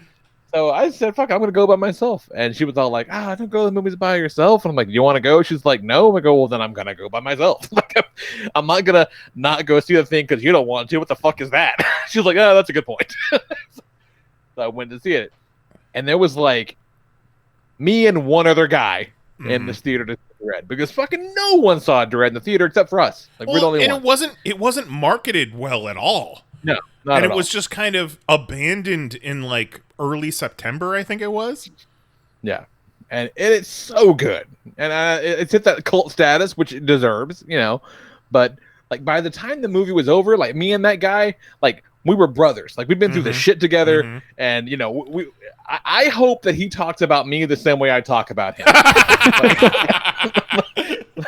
Like, oh man, I went to see Dredd. There's one fucking guy there, and we were in it together, man. Like, had we hugged after the movie, I think it would have been appropriate. Yeah. Like it was just we shared something that no one else for fucking miles shared for sure. It was great. And there's a lot of technology these days where you can replicate a movie theater experience at home, but I don't think you could replicate the fucking just the way the score thumped through the speakers in a theater. And then, not to mention, it was in 3D. And it was really cool. Not a 3D enthusiast. I fucking hate 3D. That shit was cool. But all the slow-mo bits in 3D were amazing. Yeah, it was really fucking cool. Like it kind of turned me around. Like, okay, like I'll never do this by choice, but this was a cool 3D experience. Like, if you want to know how shitty 3D is and how shitty everyone knows 3D is, with the exception of that showing of Dredd, every other time I've seen a 3D movie, the interaction at the counter ended with, "Oh, it's 3D. Is that okay?" Like no one wanted it. All right, next up, seeing Rise of Cobra G.I. Joe after a Wizard World show with a bunch of these fucking knuckleheads. Yeah. And basically shitting on it for an hour in the parking garage afterwards because holy shit, that was a trip and a half. Yeah, it was ridiculous. We had the whole G.I. Joe cosplay group with us, with J.C. Penny Destro, played by Kerouac. One of the best lines that Lee had was, G.I. Joe Rise of Cobra had more flashbacks than Memento. Oh, yeah. Oh, my God. And, like, there's a scene in that movie where they're all on a plane talking, but, like, everyone on the plane is a hologram. Yes. No, I think it was a submarine. Something stupid like that, but like everyone having the conversation in this room is a hologram. Like, oh, it's so dumb, so dumb. Next up, I got the 1-2 punch of the Nick Fury cameo at the end of Iron Man, and then the little Avengers teaser after Captain America. You know, the Fury was like, "Oh shit, they're doing Avengers," and then the teaser like, "Oh shit, no, they've done Avengers. They're doing it now. Like it's gonna come out," and it was just. What was the line? He says, trying to get you back into the world. Kirill is like, no, gotta save it. I'm like, oh, shit, they're gonna save the world again. You come to Captain America and all his buddies. And that feels like a million years ago. Mm-hmm. Yeah. 2011. Yeah, it's fucking nuts. Feels like a literal lifetime ago, because for some of us, it was. Next up, going to the Kick-Ass premiere. Yes. Doing that red carpet thing, and I sat like 2 rows behind Richard Roper during the fucking Kick-Ass premiere, and that was kind of wild. And that was a fun movie, and a big, crazy experience. You know, good energy in the room, a bunch of nerds and a handful of like actual, honest to God, great people. It was a lot of fun. It was great, and that's where I termed coined the immortal Acne Pacty Rolco, and I don't remember doing it, but it's on film, so it clearly happened. Oh man, like I don't know how much us doing the red carpet deal colored our opinion of the movie, but man, what a fun experience. It was a lot of fun. Yeah. We had a good time with it. And you know, the movie holds up. I do enjoy the movie, but yeah. that was a wild experience. It was very cool. Wore a shirt with a collar that looked pretty. One of the best questions that we had lined up for Chloe Grace Moretz was... Oh, yeah, and this was after watching the people ask the same boring fucking questions like 27 times. She just given the same canned answers. Like, no one's got any creativity to it. So you worked with Nicolas Cage a lot in Kick-Ass. At any point on set, did he ask you to help him steal the Declaration of Independence? And she fucking lost it! Yeah, like there's a minute she's like, what? And then she cackles. It's like, we fucking won the night. That's good. That's good. And then the last one I got on the list is watching Black Panther in New York with you fucking guys. Wow. With you guys, and I was there. The blackest crowd I've ever seen. It was that there was a palpable energy in that place. I feel like cool. Whenever we tell Toy Fair stories, we always put Mahoney in the memory, but he's not actually there. We wish you're there. Yeah, you're there in spirit. Yeah. Mahoney, remember when we saw Black Panther? No. Oh. You were there. And just, lots of big moments. Like the movie played well in general, especially with that crowd at that time. It was really, really good. That crowd. You know what I mean. But, dude, I will say, I just realized this. Mahoney was there in spirit because I got my snacks using the gift card to AMC he bought me with my friend on it with the dog on his crotch. Nice. No, but I will go to my grave and I will never, ever forget the credits are rolling in Black Panther. They're doing it's the big, title cards at the end of things like, Chadwick Boseman, like, all these people, everybody's going crazy. Big pops, everybody.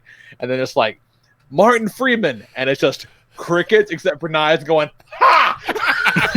We all fucking cracked up because we all expected it. Yeah, I don't remember who it was, but at some point one of us was like, "Here, they're gonna show Martin Freeman's name in a minute, you guys." Yeah. And just fucking crickets for the whitest man on the planet in Black Panther. I just came here to have a good time, and I'm feeling very attacked right now. She was funny. It was great. That was great. Maybe you know what? Maybe I'm ready to go back to movie theater, you guys. No, don't maybe, do that. Maybe New Mutants is we're dying over after all. No, don't do that. It's not. Nah, probably not. It's probably not. You're right. New Mutants is going to be on Hulu by October. Yeah, because it's a horror-esque movie. So yeah, it'll absolutely be on Hulu by October. Yeah. Like, I do want to see it because it looks pretty fucking cool. Yeah, you know, and, I'm gonna watch it. Yeah, and if nothing else, just the mythos behind it at this point, you kind of have to see it. You know. Yeah. I'm not gonna die or get somebody else sick over it, but I'm definitely gonna watch it someday. Right. The story came out this afternoon that it's not getting reviewed because reviewers refuse to go to a theater to watch it. Yeah, if it's concerns. Your job to review movies, and even you're like, no, I don't want to see New Mutants that bad. Like, that tells you all you need to know about what's going to happen. How are you not sending these people a fucking link to it? Like, what the fuck? Like, just why do professional reviewers have to go to theater anymore anyway? God damn, there's a better way. I mean, Mary floated the idea that maybe they don't want people to review it. Yeah, it could be. I think that's probably dead on. Well, and also they've waited so long to release this thing. As soon as they send a reviewer a fucking copy, it's going to be out there. Yeah. It definitely will. It definitely will. Yeah, so that's that guy. What do we got on the Discord, Nice? All right. Vetter checks in. Maybe not all good, but memorable. Number 6, 4 of us went to see Matrix Revolution during college. 2 went ahead to our assigned seats, and my buddy and I got some snacks. While we were gone, 3 people were in our seats and didn't seem to be moving. Me and my 6'6", 290-pound friend, Mike, showed up, and they just kind of stared at us. Mike says, "Thanks for keeping my seat warm," and they just got up and left. Matrix Revolution, I mean, maybe it was a regional thing, but I didn't think assigned seats existed at that point. Yeah. That was, remember, if we're talking like worst movie experiences, anytime I ever had to save seats for Jose and his family, yeah, oh my god, gave me the worst anxiety. Like, assigned seats were one of the best inventions of my lifetime, I feel. It's like, well, I better bring 5 jackets. For real. Number 5, throwing jujubes and some teens who wouldn't shut up. Throwing jujubes at some teens who wouldn't shut up during X2. They had the nerve to get an attendant, and when he came down the aisle, the entire theater ratted the kids out for talking. Nice. While living in Guam, I saw Missing in Action and Temple of Doom at the outdoor theater. Regular theater stadium seating just open to nature. It was cool. That sounds horrible. It was cool, except for the shrews that run the aisles looking for fallen snacks. Oh god, can you imagine just sitting outside in Guam, baking in the sun, watching Temple of Doom? Oh my god. Fucking Shrews. no. What the fuck does a shrew look like? They're rodents. They're like it's kind of like a mousy looking thing. Like big mice, yeah. Yeah, with like long anteater noses, kind of. Yeah. I was curious, so I looked it up real quick, not to derail too much. But New Mutants was originally slated to release in April of 2018. Yeah, exactly. Like, we've waited this long. Yeah, what's 6 weeks? Right. Come on. Yeah, I feel like they're releasing it now because they're like, okay, well, like, if it fails, we're Teflon. Like, we could just explain it away as it's the fucking pandemic. Like, sucks to be New Mutants, but that's what happens. Right. Whereas if they released it 2 years ago, it would have made $10 million, and they would have been like, shit, maybe we should have waited. It would have made a fucking killing because all those X-Men movies do, even the ones that suck. Yeah, but it didn't have X-Men in the title, and it didn't have Hugh Jackman in it, as far as we know. It looks really cool. It looks really cool, though. It looks neat. Anyway. Number 3, Vetter continues, watching UHF 3 times at the Base Theater in Illinois, all by myself for 2 of the shows. Didn't care. Yeah. That sounds like heaven. Yeah, it does. Like, Mahoney talks about it a lot, that he's, with his AMC A-list, that he's gotten to see a lot of movies by himself. Yep. And whenever that has happened for me, it's like a gift. Like I got this whole theater to myself. Amazing. Yeah, I was the only one in the theater to see Suicide Squad. I started out trying to be like, oh, what was a good time where I was like alone for a movie? And then I was like, I've seen movies alone so often that it's more of a shock to me when I walk in and there's someone else there. Like, what the fuck is this? Am I in the wrong theater? You know, maybe that's the thing. Maybe it is time to go back to the movies, but just go back to the movies on Wednesday at 10 p.m. Yeah.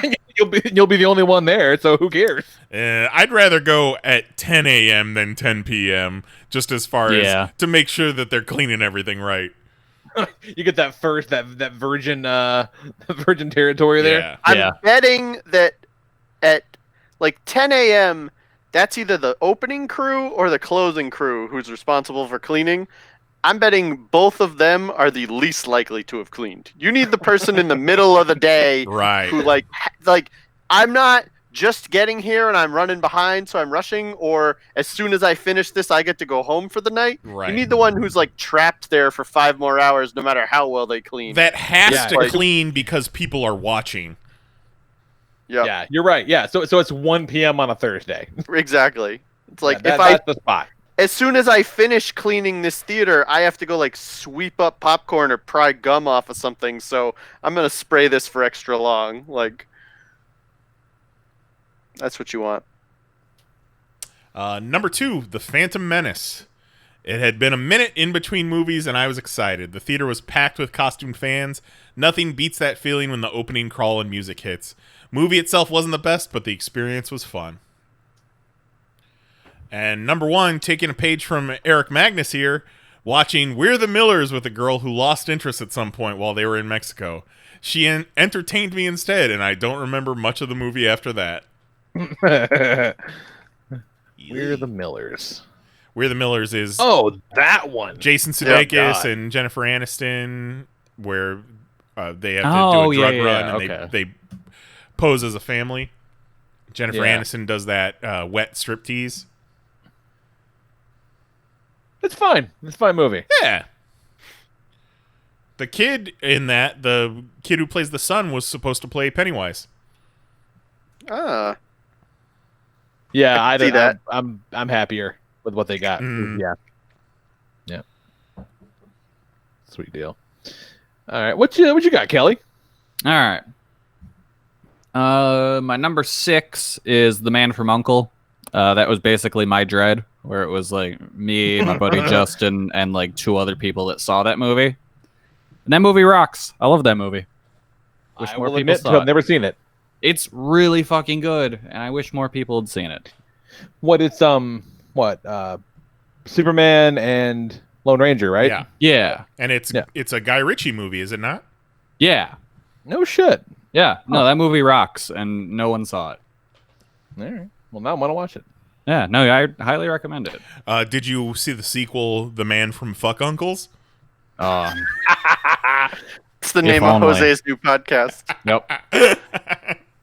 That's our episode of where we watch The Man from U.N.C.L.E. My number 5 is seeing Once Upon a Time in Hollywood, just for the reaction when the climax of the movie happens. Yes. So great. And because you're waiting for it the whole time. You're waiting for it. And it's not what you think it's going to be. Nope. And Not even a everyone little bit. loses their goddamn mind. And that's something you can't replicate at home, because sure, you're going to have a reaction. very true. But Yep. you're not going to have that collective reaction. Right. That community feel of being in a movie theater. Yeah. I've been railing pretty hard on the Discord about this, the time of, having to go to a theater is clearly over. Right. Yeah. Put some shit on home video the same day. VOD same day. Quit fucking around. Let's just do it. And people, one in particular is like, "Fuck you. I like movies." Like, great. I like movies too. Because that's a great point. That moment at home does not resonate nearly as well as it does in a theater, for sure. But those moments are few and far between. They're very few and far between. It's 2020. I can get anything I want at my house but movies. What the fuck? They will deliver toilet paper to my front door. Jared Leto will shit in a box and send it to my house. But I got to go to a special place to watch fucking movies? What? Get the fuck out of here. And, there's been a lot that's been said about, oh man, the movie theaters aren't going to be able to survive this. But, like, China has come out the other end of Corona for the most part. And, their theaters have been open for a while, and they just had one of their big tentpole movies get released, and it made like $120 million in its opening weekend. So, they're also idiots not shitting all over themselves constantly. I mean, they shit everywhere in China. Yeah, but in this case, they shut shit down and clean things up pretty quickly. I think we've had Corona longer than they had. At this I'm just point, saying, right? there's still a market out there for a movie theater experience. There definitely is, yeah. And I'm not gonna say that if you put fucking movies on VOD, like all movies on VOD the same day, I'll still go to the theater sometimes, like for sure. But I'll also see more movies if I can do it whenever the hell I want to. Yeah, as it is, I was only seeing like 6 to 10 movies in theaters a year anyhow. Yeah. I'm not paying $17 to see fat Russell Crowe in Unhinged. Nope. Definitely not. I would have seen that late Monday night alone in the theater on my phone. The fact that movie made $4 million is astounding. Yeah. With theaters at 30% capacity in a pandemic. Yep. That's way more than I would have thought. They just wanted to go out, man. They wanted to go. They were excited to see a movie. That's all that mattered. They didn't get what the fuck it was. But even then, not many people did, which is kind of heartening, I guess. I don't want to get too far off topic, but I think we've talked about this a little bit where, for the most part, the people that are going to and eating in at restaurants these days are tipping badly. And it just kind of shows you Attracts. Yeah, it makes sense. It's just the worst people. Because I want to get served, but I also don't want to tip you well. Oh no. We've gone out a couple of times, and you definitely tip well. You have to, yeah. Come on. Yeah. Yeah, you have to. Ugh. Shitheads. Yeah, if anything, this pandemic has shown me I don't like leaving my house. Yeah, my house is great. I love it. Yeah, no, my house rules. Yeah. All my stuff's here. Yeah. Number 4. Yeah, someday they're going to ask me to go back to work, and it's going to be a really hard conversation.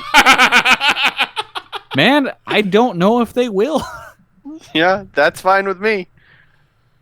There's been enough places where they're like, hey, everyone's just as productive at home, and we don't have to pay for a place for everyone to sit now. I'm getting real comfortable. Mm-hmm. All right. So number 4 is Black Panther for reasons that Lee stated. Yeah, blackest movie experience of all time. Yep. Number 3, The Hateful Eight Roadshow, just because that was cool. That was real cool. Got to have the nice little preamble music beforehand. You got that cool little booklet. Mm-hmm. Got the intermission. Oh, but that was really cool, yeah. Yeah, it was just a really cool presentation of a movie. And that's a movie that I think that movie works really well in that format, like with the absolutely the intermission and all that, because it is kind of like a play. Yes, 100%. Yeah. Yeah. My number 2 is Shin Godzilla, just because it was really cool getting to see the first new Godzilla in like a decade in theaters and not really knowing what to expect from it, because I had stayed spoiler free for the most part, and it was just a super cool experience. The way you strung together the words "new Godzilla," it made me think of something that would make Kelly shit his pants. Jack Kirby's The New Godzillas. Oh fuck! Holy shit! Oh buddy, don't tease me. And then my number 1 is 2005's King Kong. Not for the movie. Okay. Not for the movie at all. But during the movie, the lights came on in the theater. So they stopped the movie, turned the lights off, restarted the movie. And then as we're leaving, everyone in the theater got a ticket for a free movie. Yeah. Nice. So in the middle of that long-ass movie, I got an intermission, and then I got a free movie ticket. So try and tell me that that's not the best movie-going experience. Did they finish the movie? Yeah. Nice. Yeah. No, it was awesome. It was like, hey, cool. I get a quick little pee break while they're figuring out why the lights are on. And then I come back, here's the movie, and then I leave, and they're like, oh, cool, get a free movie now. All right. What a weird thing. No. Oh, shit, why are the lights on? Oh, fuck. Yeah. That's another thing that we don't talk about enough. You know, a lot of our bad movie experiences come from just assholes in the theater, but oftentimes it's because the theater doesn't have their shit together, and either there's no sound, there's no picture, the fucking lights are on, whatever. Yeah. Because they don't have people, like, working these systems anymore. No. I remember seeing Lord of the Rings. It was the first one. I went with some friends who were way bigger. Like, I'm not a Lord of the Rings guy at all, but fucking movie looked cool, and I'll go see a movie with my friends. But it wasn't working. Like, they couldn't get the projector to go, where something was really, really fucked up and just not okay. And these nerds were getting restless because we're talking like it was like a 35-minute delay. So people just sitting in the theater getting mad, like, I want to go to Mordor, you cunt. Yeah, just really wanting to go. And so the guy in the theater's up there, just like, you know, hey, we're gonna have a trivia thing for prizes and free tickets. We're gonna just try to keep you guys going. And I forget the first question he asked, but it was apparently some real low-hanging fruit, because a guy, you know, 2 rows back was like blurted the answer immediately. It was like, give me your heroin, you prick. Oh my god. And this guy is just shaking in his fucking boots up there because fucking Legolas is giving him shit. Well, and around that time, you know, it wasn't until the past 5-6 years that they started doing Thursday night at 7 showings. You know, back then it was, the first showing was at midnight. So you tack on a fucking 35-minute delay onto that, on top of trailers, and you're not getting out of there until the fucking sun comes up. That reminds me. I was at a movie theater on a Thursday night for one of those, like the Mystery Science Theater guys things where they'll, you know, do the riffing over the movies. Me and the guy I was with, one of my former coworkers, we both did not realize that was also the same day that Winter Soldier was being released. And so it's just the place, maybe it was actually Civil War. And the place is just full of nerds and like so many people we recognize. And they're like, what? Why is everyone here? Or like, I guess, man, Riff Tracks is going to be packed. Jeez. Why is that guy dressed like Captain America?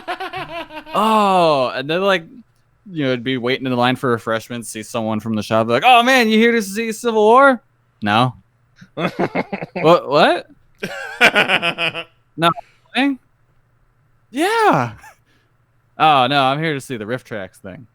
It reminds me of the time me and Jose and his lady went and saw It Chapter 2, and we're walking up to the theater, and it looks like Dawn of the Dead, just nothing but senior citizens walking towards the theater. And we're like, what the fuck? What the fuck are all these senior citizens doing here? And we look up at the marquee, and we're looking at the movies, and like, It Chapter 2, no. Oh, there it is, Downton Abbey movie. See, and again, that's something you just don't get at home. So I mean, there's a place for it. Juan, there's a place for it. Calm yourself. All right. Speaking of Jose. Okay. Wait. Jose sent his list in. Wait, you said speaking of Jose after talking about Juan. Oh no. Talked about, no. Oh no. I was talking about Jose too. What? You're gonna get canceled. No. Now I was talking about going. Now I was talking about going to see It Chapter 2 with Jose. Oh yeah, I did mention Jose. Okay, Yeah. there it is. Fuck all of you. Nice. Go back and edit it in so it sounds like you were talking about Jose. Lee's busy building his segregation domination machine. Yep. I'm going to be the head of the Department of Agriculture. Okay, all right. So, okay. I'm going to present this as typed. From Jose. I think it would be great if you read it exactly as typed. Yeah, just read it exactly as it is. All right, this is from Jose. Full Including disclosure. with the middle message. Oh, for sure. Yeah. For sure. We'll save Okay. that till you get to it. Number 6. OG start.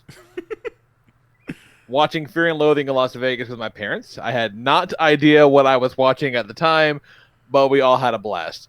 May explain some things now that I look back at it. Fear and Loathing is a good time. It's so Number 5. funny. I always abbreviate Fear and Loathing in Las Vegas as Fear and Loathing. So I read Fear and Loathing in Las Vegas, and I was like, you went to Las Vegas and you saw Fear and Loathing? Or like, there was a sequel where they went to Las Vegas? Number 5, episode 1. Waited in line forever with Jaden. Who the fuck is Jason? Saw a bunch of excited Star Warsers get let down. Movie sucked. Bitmall was the shit. Pre-agreed to see it twice before seeing it. Last time I did that. Yeah, that's... And you know what? I don't think it was the last time he did that. I think he's told other stories like that before. Yeah. Yeah, I think he also saw Spider-Man 3 multiple times. Yeah. Number 4. Fifth Element. Not because the Me Ovu was good, but because we were late and ended up eating the second row looking up the whole movie. F that. First and last time I ever sat the close. The close. Man, I watched the first Deadpool movie from the front row. Ugh. No. I would have left. One of the only movies that I did go see as a kid, we didn't do very often, but we did see Jurassic Park, and it was packed. And so I ended up like front row for Jurassic Park. So, dude, when the raptor pops out of the wall and then the little like maintenance building, it was fucking terrifying. Yeah, we went to see Matrix Revolutions and ended up in the first row. And we were there for probably 5 minutes before he said, fuck this, there's a later showing. We'll go to that one instead. Yeah, it's not pleasant. Like, you got to put the seats farther back. Next he writes, P.S. I'm drunk. Sorry for the mistypes. Number 3, Dread. Me and Jason again. Who the fuck is Jason? 3 question mark. It was us 2 and one other dude watching this masterpiece unfold before Anya's in 3D. At the end, we all looked at each other and said, fuck Y3A. Greatest 3-man theater experience. 2, again, with Jaden. Who the duck is this guy?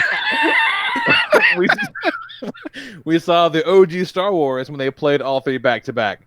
We packed all kinds of goodies in our bags and theater hopped to see all while only paying for 1. Fuck you, Major Theat James.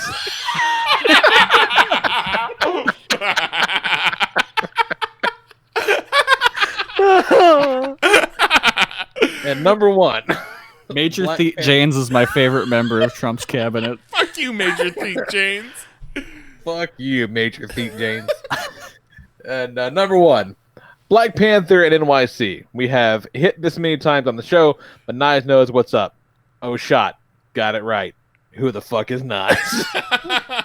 Oh, just stick the landing on that bit, Jose. Yeah, nailed it. Nailed it. Magnificent. Me and my good friend Jaden Nye.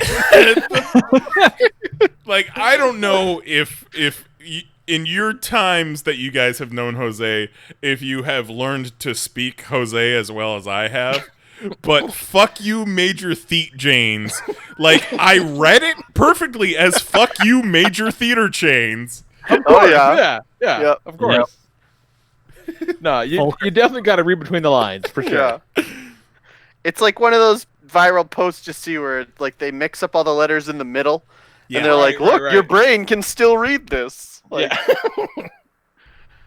yeah. That's great. Wonderful. All right. What's up on Discord? Who we got next? All right. Next up, you want it? Yeah, I can read it. All right, it's Zero. We got Zero. Zero says, I didn't expect it to be this long. Wish I would have recorded it instead, but not enough time before the show. Shout out to Force Awakens, because prior to its release, I didn't think I'd see a new Star Wars movie in my lifetime. I teared up a bit at the opening crawl. In chronological order, number 6, RoboCop. One of the only movies I remember seeing with my parents. Not only did I love it then as I do now, but it's also a sign that my parents gave no fucks about what kind of movie I was watching, because I was still have been 4 years old at the time. I wouldn't put it past. I don't remember seeing RoboCop in the theater, but I wouldn't put it past my parents to have taken me to see it in the theater. I watched it a shitload on VHS, that's for sure.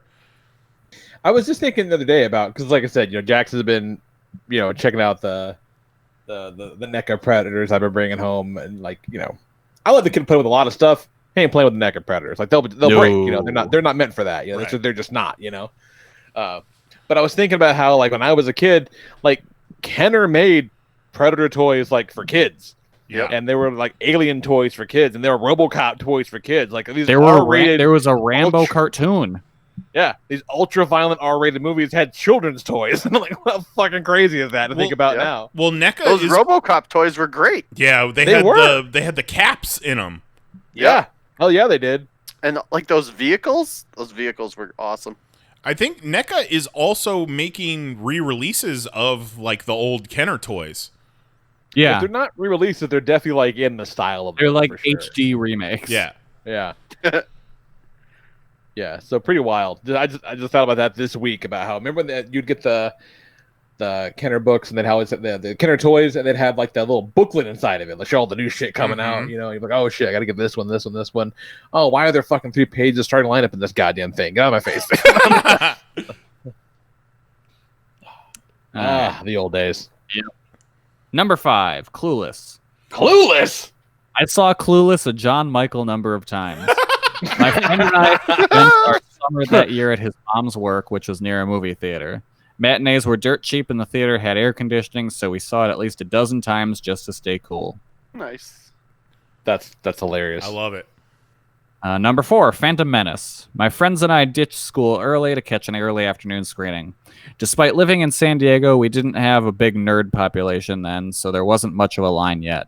We go in, see the movie, and by the time we get out, it's later in the day, and the line is now huge. I remember loudly saying, "Oh man, I can't believe Chewbacca was Boba Fett's father." Most everyone knew I was joking. Laughs were had. No one got too upset. Unlike number 3, Fellowship of the Ring. 2 years later, and almost the exact same scenario. God, I didn't realize those came out so close together. Me either. Some friends and I go see an afternoon showing while the theater is empty, and then there's a huge line when we leave. In a very similar fashion, I start with some complete bullshit spoilers. I was so surprised when Frodo died, I thought he was going to be the main character. People were pissed. 100+ people in line cussing me out and yelling at me for spoiling the movie. Back then, I was dumb enough to have thought people would have had read the books. Zero was a little shithead, wasn't he? A fucking wallet chain whipping shithead. Yeah. Number 2. Zero and I would have been great friends in school. Probably, yeah. Very similar vibe, Zero. Number 2, I don't remember what the movie was, but I was at San Jose's theater with my then girlfriend. We were walking to the screening to get our seats, and there's this group of 8 people standing in the hallway talking. I wait patiently for a short bit, expecting them to move so we can get by, but they do not move.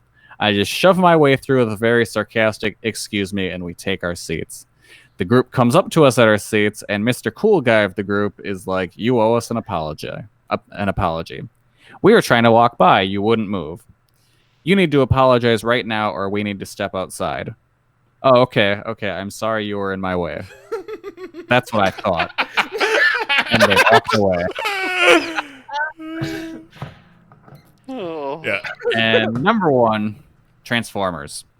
I never got to see the 86 movie in theaters as a kid, so when it came back to theaters in 2016, best believe I went and saw it. I've seen the movie hundreds of times in my life, but this was the first time watching it on the big screen. I talk a lot of shit on movie theaters, but it was cool to finally see such a quintessential part of my childhood and a crowd of people just as excited for it. Plus, I think I'm the only one there whose girlfriend came with him. Oh, sick burn! Sick self-own, Z. Zero Sick loves self-own. pussy. All right, what you got, Nice? All right.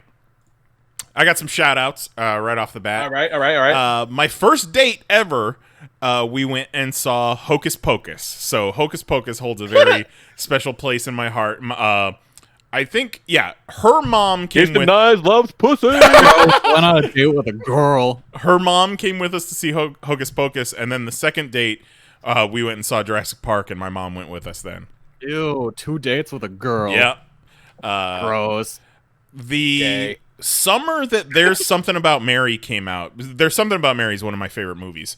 But it was, and this also applies to Deuce Bigalow, Male Gigolo, which I also love, unironically. No, Deuce Bigalow is funny. It's fantastic. But, you ungrateful bitch. That's a huge bitch. So, when both of those movies were out, I had already seen both. Whenever we would go to see another movie, when that movie was over, I would always just sneak right into the theater showing There's Something About Mary or Deuce Bigalow. So I saw both of those probably a dozen times, in bits and pieces here and there. Also, in 2012, when Dark Knight Rises was in the big, true IMAX screen, Avengers was still playing, and Amazing Spider-Man had also come out that month, and me and Mary went one day and saw all 3 of them at once, so that was very cool. That's pretty cool. Yeah. And then she mentioned it before the show. Amazing Spider-Man? Yeah. Wow, that's a thing that happened. I like that movie. Yeah, Amazing Spider-Man's great, man. Yeah, it's fun. Yeah, it's good. It just got completely washed away by the annals of time. Just disappeared from collective consciousness. I still maintain that 2012 is a hard to beat year as far as it goes with comic book movies, with that 3-finger punch right there. And then Mary didn't do a list, but she mentioned this right before the show when we went and saw Iron Man 3 the night before the wedding. And, and Jose got a giant pizza. That's on somebody else's list too. All right. Whose? And you'll see. And this is my main list. So the summer of 1999. Well, actually, it started probably spring '99. I got a job at the movie theater at Downtown Disney. So I was trained that whenever you go on your break, you take off your name tag, you take off the little epaulets on your shoulder, and then you can grab yourself a free drink and a free hot dog and go sit in a movie for 15, 20 minutes. I remember the day I got trained, we went and sat in for a little bit of Life, the Eddie Murphy, Martin Lawrence movie where they're in a prison camp. And then it's not good. It was, the summer that The Mummy came out and Phantom Menace, Go. I love Go. And I would fucking love Go. I would time my breaks so that I could show up in the Go theater just as the lap dance scene was going on. So that was cool. Nothing like seeing some tits on your break. And then that summer I turned 18, and on the eve of my 18th birthday for employees, they did an employee screening of South Park Bigger, Longer, Uncut, which at the time, nothing was bigger to me than South Park. So that was very cool.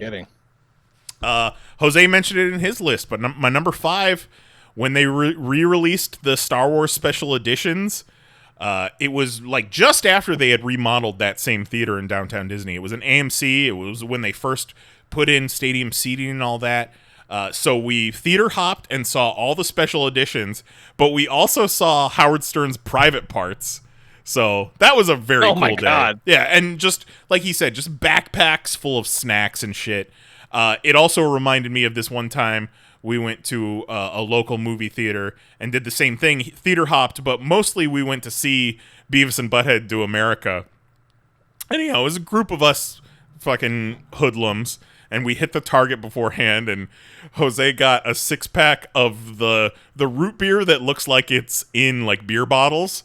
So we thought we were so fucking cool drinking out of beer bottles during Beavis and Butthead Do America, and at one point, one of the beer bottles just rolled to the front of the theater. So that made a lot of noise. My number 4 is a 2-4. I hadn't seen a new Star Wars movie with my wife until Force Awakens came out. So that was very cool.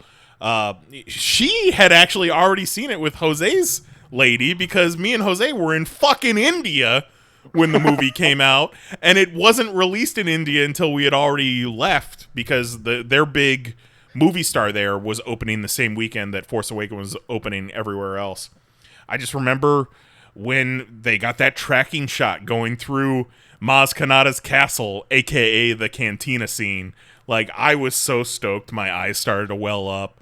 And then Last Jedi, fucking Yoda coming back blew my mind. And Up at Yoda, no less, by God. And then all the stuff with Carrie Fisher. It was very emotional, but I really hold dear in my heart being able to share those experiences with Mary. Number 3, first time seeing The Dark Knight.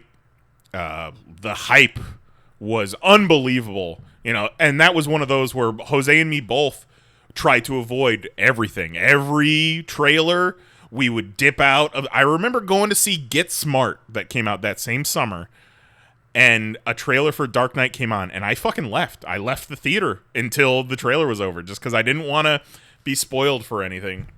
That's insane. I remember, love it, but it's insane. We didn't get to. I saw it with Jose, and I think Isaac was also there, but we didn't get to sit together because we all showed up at different times. And then the movie ends and the credits roll. Jose got there first, right? Yeah. He was on time for that one. The credits roll, and the music is just building that fucking amazing Dark Knight score, and you're expecting something, some sort of like post-credit scene or whatever, and then nothing happens. So we all kind of had blue balls after that, and I remember it was raining out, and I was just soaking wet going to my car, and just I remember the whole thing vividly, and then I went home and wrote like a fucking manifesto about the whole movie. Adorable. And real quick, man. How about that the Batman trailer they dropped out? For the yeah, we didn't talk about FanDome at all, really. That Batman trailer. We should talk about the MTV schedule for 45 minutes. Oh my God, we should put that we talked about the DC FanDome in the notes, and then just fucking do the switch on them, the old switcheroo. My number 2 is another 2-4. As far as movie moments that you want to have that community, the ending of Infinity War where Thanos won, that collective hush that came over the crowd was amazing. Something I've never experienced before. And then fucking a child cry. like the thing comes up, it's like, to be continued, or the fuck as here.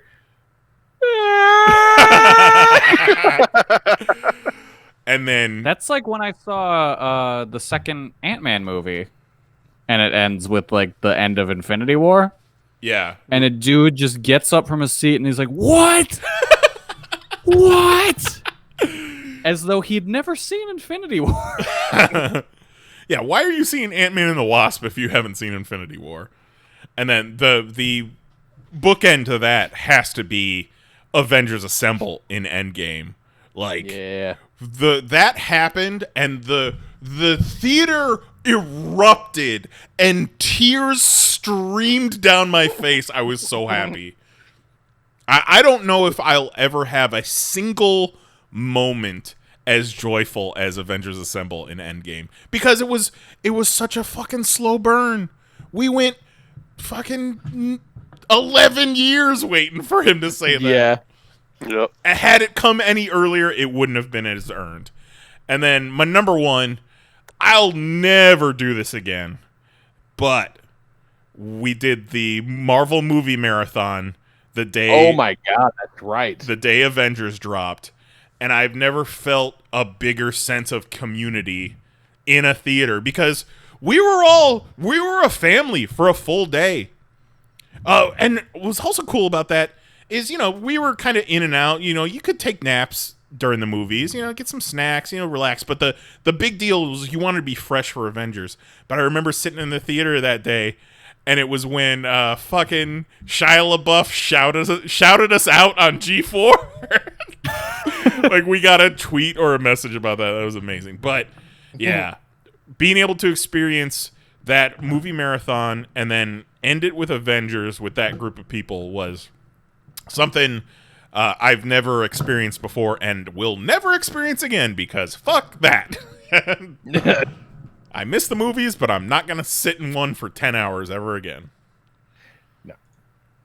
Remember, they did the thing before Infinity War. They're like, hey, we're going to show you most of the MCU movies. And like, what was it? Yeah, 36 hours? You fuck your whole life. No way.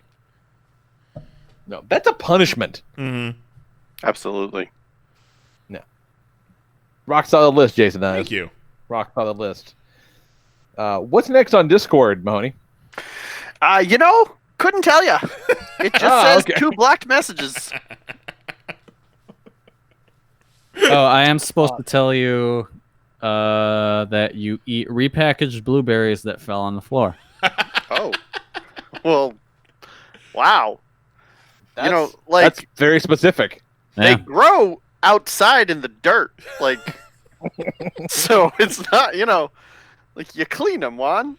Yeah, they do teach you at produce school that you're supposed to wash your fruits and vegetables. Yeah, before you know eat where it, right? blueberries come from, right? You know they don't get grown in a lab, right? It's not that thing at Disney where you sail through and they're just growing them all hanging from the ceiling.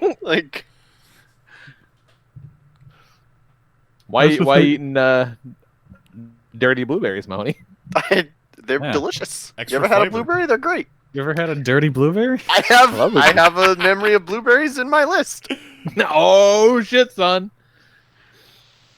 All right, so Juan does right in with his list. Number 6, Ready Player One. I did not care for the movie that much, as I really loved the book, but this makes the list because it was the last movie I got to see with my best friend before I moved to Florida. Number 5, The Fellowship of the Ring. After the previous 2 years, I convinced my friends to see this on opening night.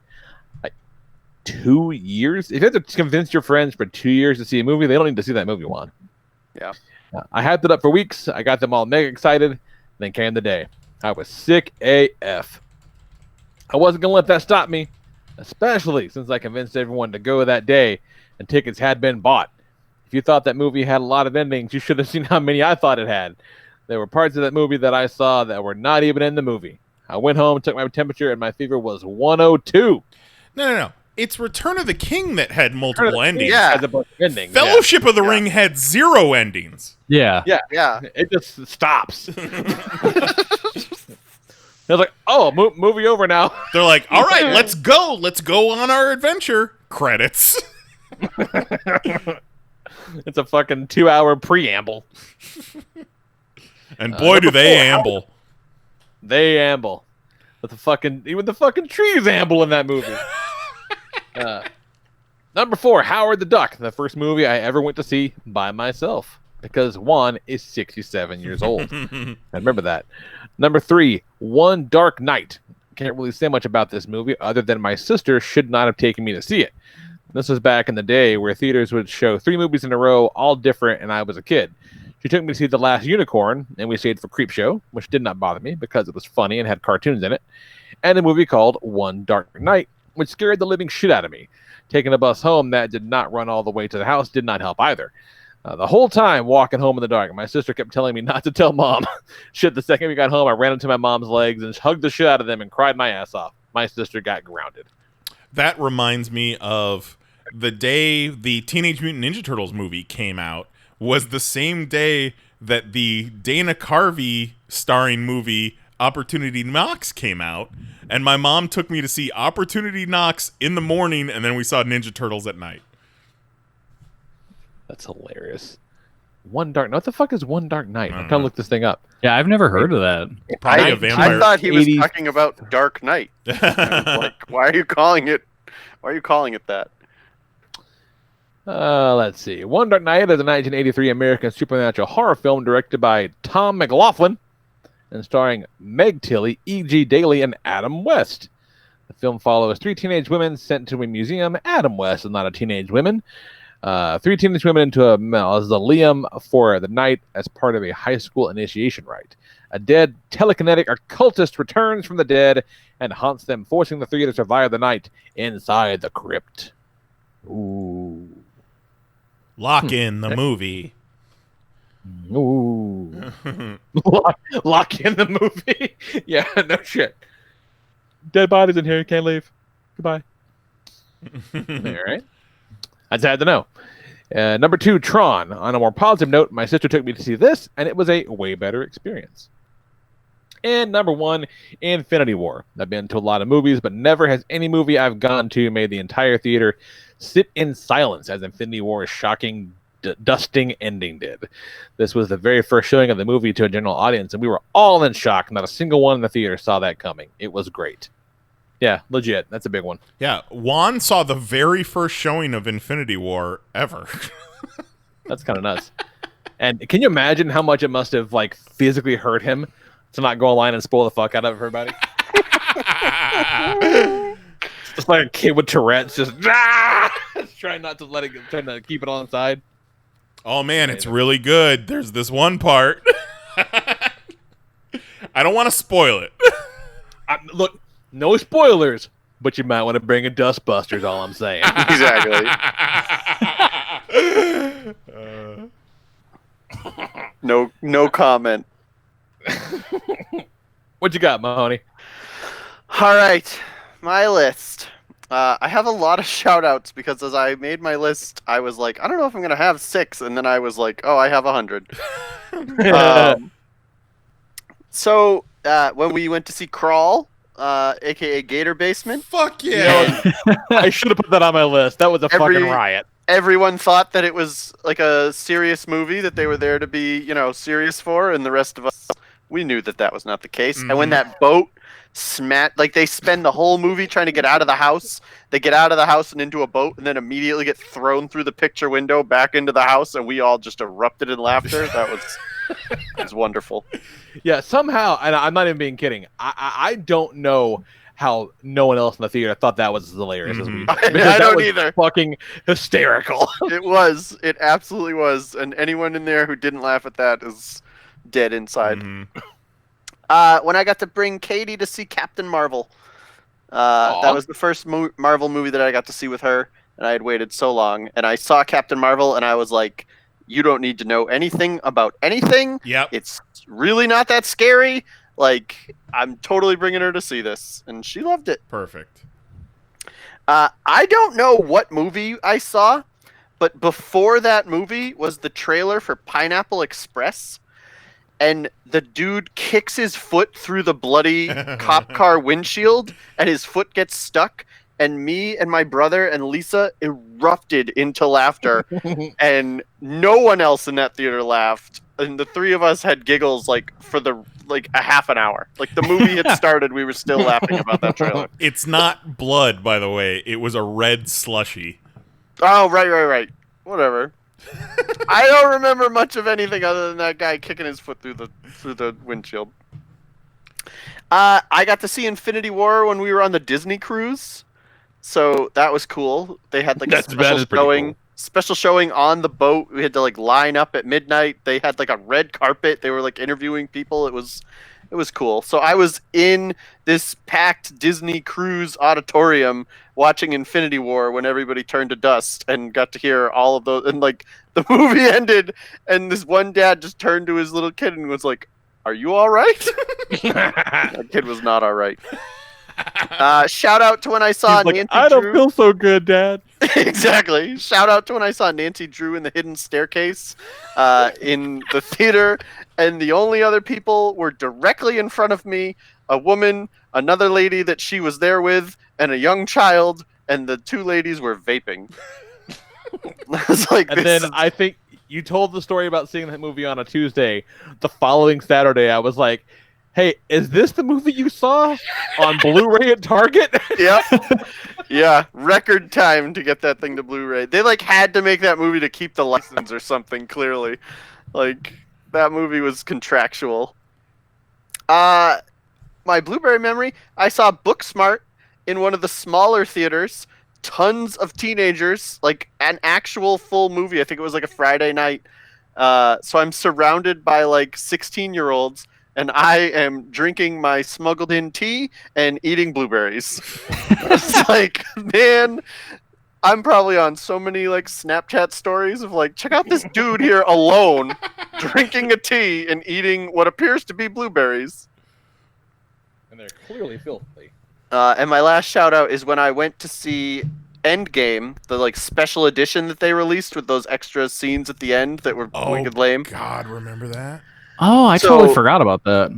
I went to see Endgame, and it was the day before Far From Home came out.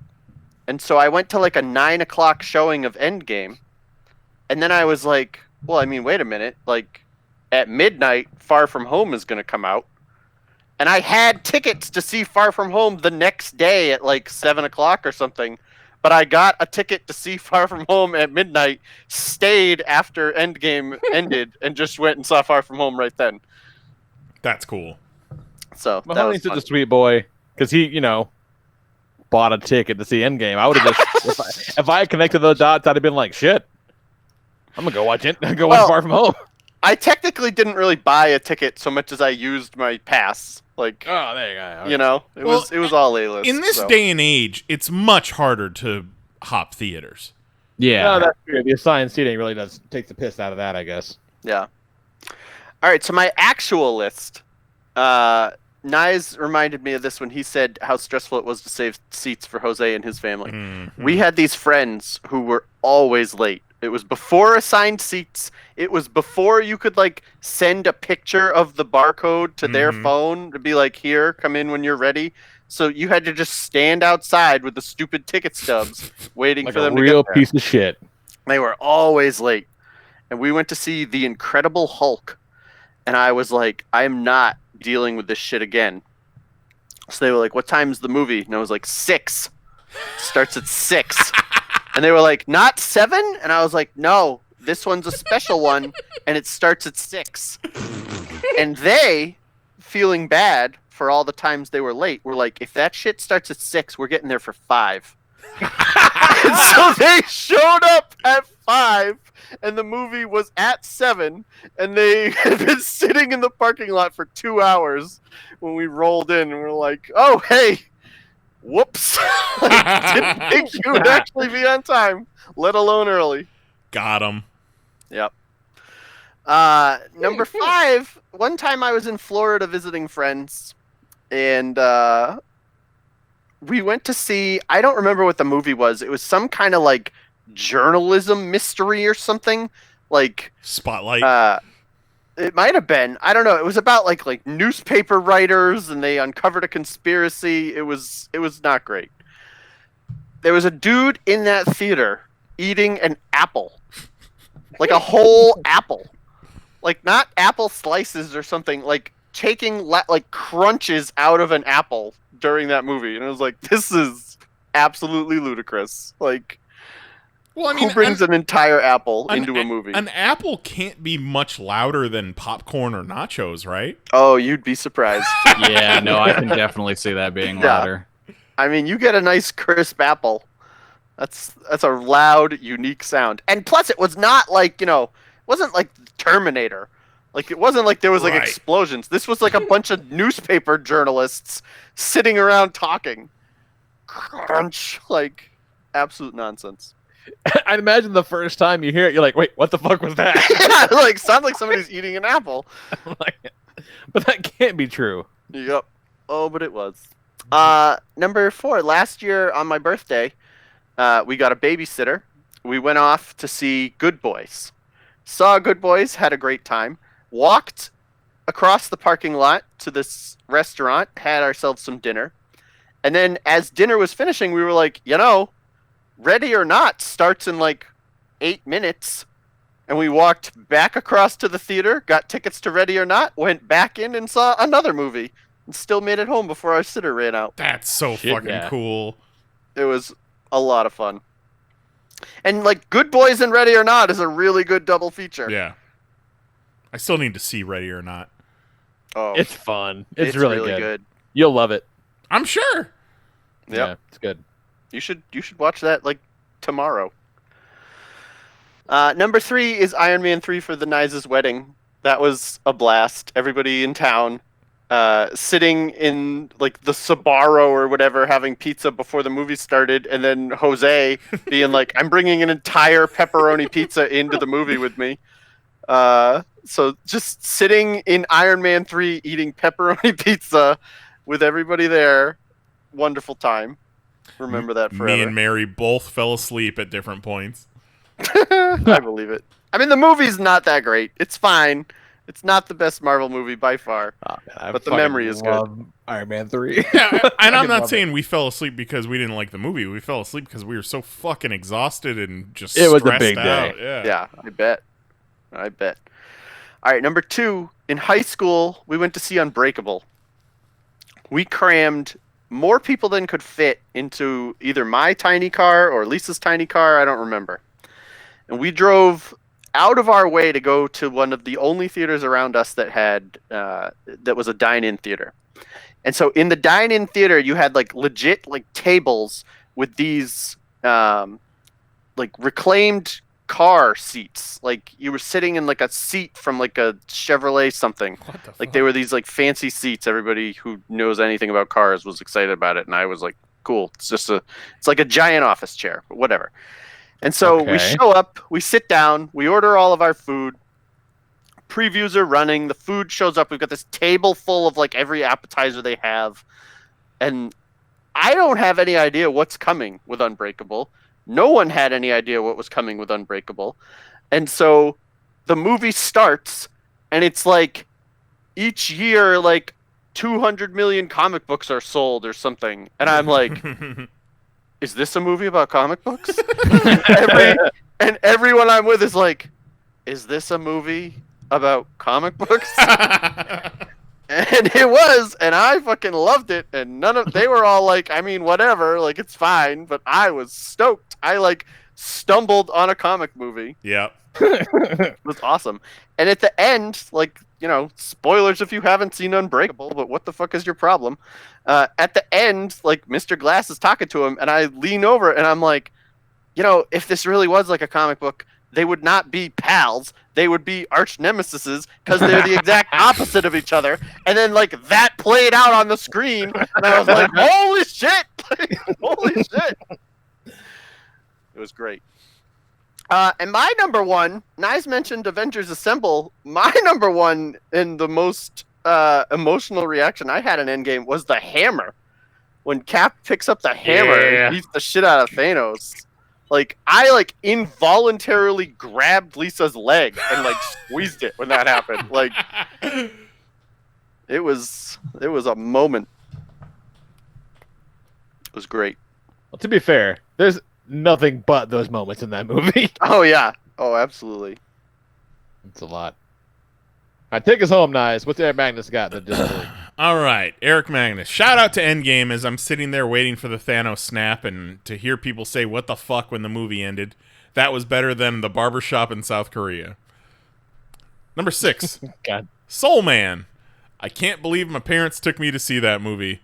I wanted to go, but I can't bet they took me normally. They just dropped me off. I was in my late teens before I realized C. Thomas Howell was in blackface. I thought it was 2 dudes. Wow. Number 5, Transformers the movie. I saw this when it came out, and the commercial said, you have to see it twice to take it all in. So me and a classmate that I happened to run into there saw it back to back and got away with it. That movie was... That is a hell of a marketing campaign, right? For a movie for children. You gotta see it twice to take it all in. That movie was so awesome, but because of that movie, I have an utter hatred of Hot Rod. I wanted to be a comic book writer just so I could kill his ass off. Whew, guys, I'm looking at some images from Soul Man and because like there's a few different Soul Man movies. I'm like, what's the one you talking about? Now this guy is just straight up in blackface the whole movie. Like, oh my god. They used to play the C. Thomas Howell Soul Man on Comedy Central all the time. It's real bad. And he's dark, and he has, like, a Jerry curl, kind of, but he doesn't looks like a white guy. He just looks like a white guy. Like, C. Thomas Howell is, like, the whitest white dude you could possibly pick. Number 4, Avengers. I was still in Japan at the time, and it was playing on base, so I went to get a ticket, but I noticed a really long-ass line outside the movie, but since the theater is right next to a store, I didn't think anything of it. The ticket person said the line was outside and around the corner, so I said, fuck that, and waited another week. The line was long again, but I couldn't wait, so I ended up walking in 30 minutes late. The building had no AC, and it was so packed that people was sitting on the floor and the aisle, so I texted my girl Hasano, asked if she wanted to meet up, and met her in Shibuya instead. I didn't see that movie until September. Too busy nutting. Number 3, Iron Man. I saw that movie in Hong Kong, and when the closing credits started rolling, you know how black people are. They immediately got up to leave. I told them there was more because I heard the rumor, but I had to leave because they left. So I missed the Nick Fury part, and I never hung out in port with people again. Oh, that's bogus.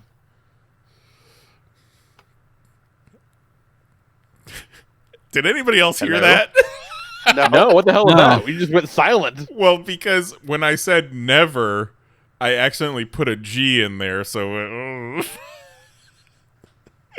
Well, no one noticed until you pointed it out. No, yeah. Canceled. Roll back the tape. Roll that beautiful racist footage. roll it back and make it sound like Lee was talking about Jose. Number 2, Fast and Furious 6. Right on that one. My girl Seiko flew to Georgia to see me when I moved back here, and she knew I loved me some Gal Gadot because of the previous movies. So the scene where she died, I heard her whisper, "Oh shit." As I said, "What the fuck?" She started saying, baby, no, don't do it." And I just yelled, "I'm out!" She said, "Fuck," and I just walked out. And number 1, whichever movie I saw in Thailand. All right, strap in. Because the 2 women who gave me a soapy liked me because I was a decent dude. They met up with me the next day because they were off. We went to the movies. I don't know which movie it was because they took care of the tickets, but we spent the whole movie taking advantage that we're the only people in the theater. You know you could do this at home. They purposely chose a movie nobody would want to see, and they told me yesterday was business. This is for fun. Oh my god. I had to excuse myself to go to the bathroom to take a Cialis, a Cockstar, and a Red Bull. In other countries, nice dudes do not finish last. Damn, I forgot to mention the time I got carded going to see Highlander Endgame in Vegas. And he said, I meant Infinity War. Oh. There's a lot to unpack in that one. Holy shit. Oh, that's awesome. Whatever movie that was in Thailand. Turns out it was Soul Man 2. I didn't understand it until I was finished reading it, but they purposefully chose a movie nobody would want to see, and they told me yesterday was business, this is for fun. Oh my god. Man of Mystery. Eric Magnus. Man of Mystery. This, like, we all have our dark side, but this is the Eric Magnus I love. I love to see. Yeah. The school memories, man, that was... Don't hide your pain, though. Don't. I respect it. I'm glad we were all able to share our traumas, but wow. But I love when my man gets his fuck on. Oh, yeah. I love when he gets a soaped up dick and balls. That's awesome. Fucking this is fun, guys. Thanks for everybody for contributing. This is fun. This is a good one. Yeah. Don't go to the movies. Don't go to the movies, though. Do not go see fucking new ones. Unless you can get it at a drive-in. You see a drive-in theater? A fucking plus. Go for it. Yep. Yeah, I need to check if our local drive-in is doing it. Man, my drive-in, local one for us is doing New Mutants and Bill and Ted. Hell of a double feature. I cannot go, because Nicole's already got plans. Dang it. That do not involve the small child. So, and I don't think he would like either of those movies. No, probably not. Crazy. But I will. I'm enjoying both. Well, one of them I'll watch really soon because I can watch it at my motherfucking house. OD. OD, son. Speaking of Bill and Ted, I'm gonna go talk to my wife and be like, I want some of that VOD. You hear what I'm saying? And she'll be like, shut the fuck up. Then she'll kick me out of the house. Speaking in Bill and Ted, we were trying to think of, we were going through some of the ideas that were thrown out there for future top sixes. But this one, Lee, you seem to like. Top six were based on Bill and Ted. And, Bill and Ted Face the Music is coming out this week. Pre-order it on demand. But then you go back and you think of how it all started with Bill and Ted's Excellent Adventure, where they go back in time and they grab all these historical figures to bring back to San Dimas in present day to help with their school report. Real That's loose. what that movie's about? Yes. Kelly, Bill and Ted's Excellent Adventure, it's fucking great. It's very good. Bill and Ted it's on Stars, Kelly. Yeah, Bill and Sure Ted are it is. they're these scrubs. They're these loser burnouts that have a band and they're terrible musicians. But they find out via time-traveling George Carlin that they are going to save the world because of their music, and they can't do that if they don't pass their history project. So they are given a time machine to go back in time and collect all these historical figures to help them with their history project. It's amazing. Huh. It's absolutely, it's excellent. So for It next is week, most excellent. let's do top 6 historical figures for an excellent adventure. So you get a time machine, you get to go back in time and collect 6 historical figures to bring to present day. Actually, you know what? You can bring them wherever you want because present day is kind of bleak. But yeah, you can bring anybody you want to 2017. Yeah. How about 2015? So pick your six historical figures, and then also tell us what kind of cool shit you would do with them. Are you gonna take Genghis Khan to the fucking sporting goods store? Yeah. Because also that happens in Bill and Ted's Excellent Adventure, Kelly. You should really watch this movie. Yeah. Oh. Or maybe, just maybe, we should watch this movie. I do still have Stars. I'm all for it. Just saying. Yeah. Throwing that out there. Yeah, so that's next week. Next week, top 6 historical figures. What sort of excellent adventures are you going to go on with these old dead dudes? Yes. Medieval dudes. Medieval dudes. All right. Let's talk comic books. Get the fuck out of here. I'm quite keen on comic books, especially the ones about superheroes. All right. So, let's see. That Draken New Dawn, the Power Rangers miniseries, first issue of that came out. And so, Kelly. Yes. It's totally Jason in that suit, right? It's gotta be, right? Right? It almost has to be. If it's not, who taught you how to write? It kind of has to be. Yeah. I was trying to think of other people it could be, and it's got to be. Yeah, it's got to be Jason.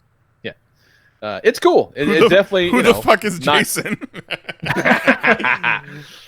So it's Kimberly in her new role as sort of the kind of de facto leader of this the coinless world, and she finds out that Draken had this crazy prison, so she's like, let's fucking free the prisoners, and she finds this stumbles across this chamber deep down inside, and there's this man in the Iron Mask type Power Ranger suit down there with a guy in it.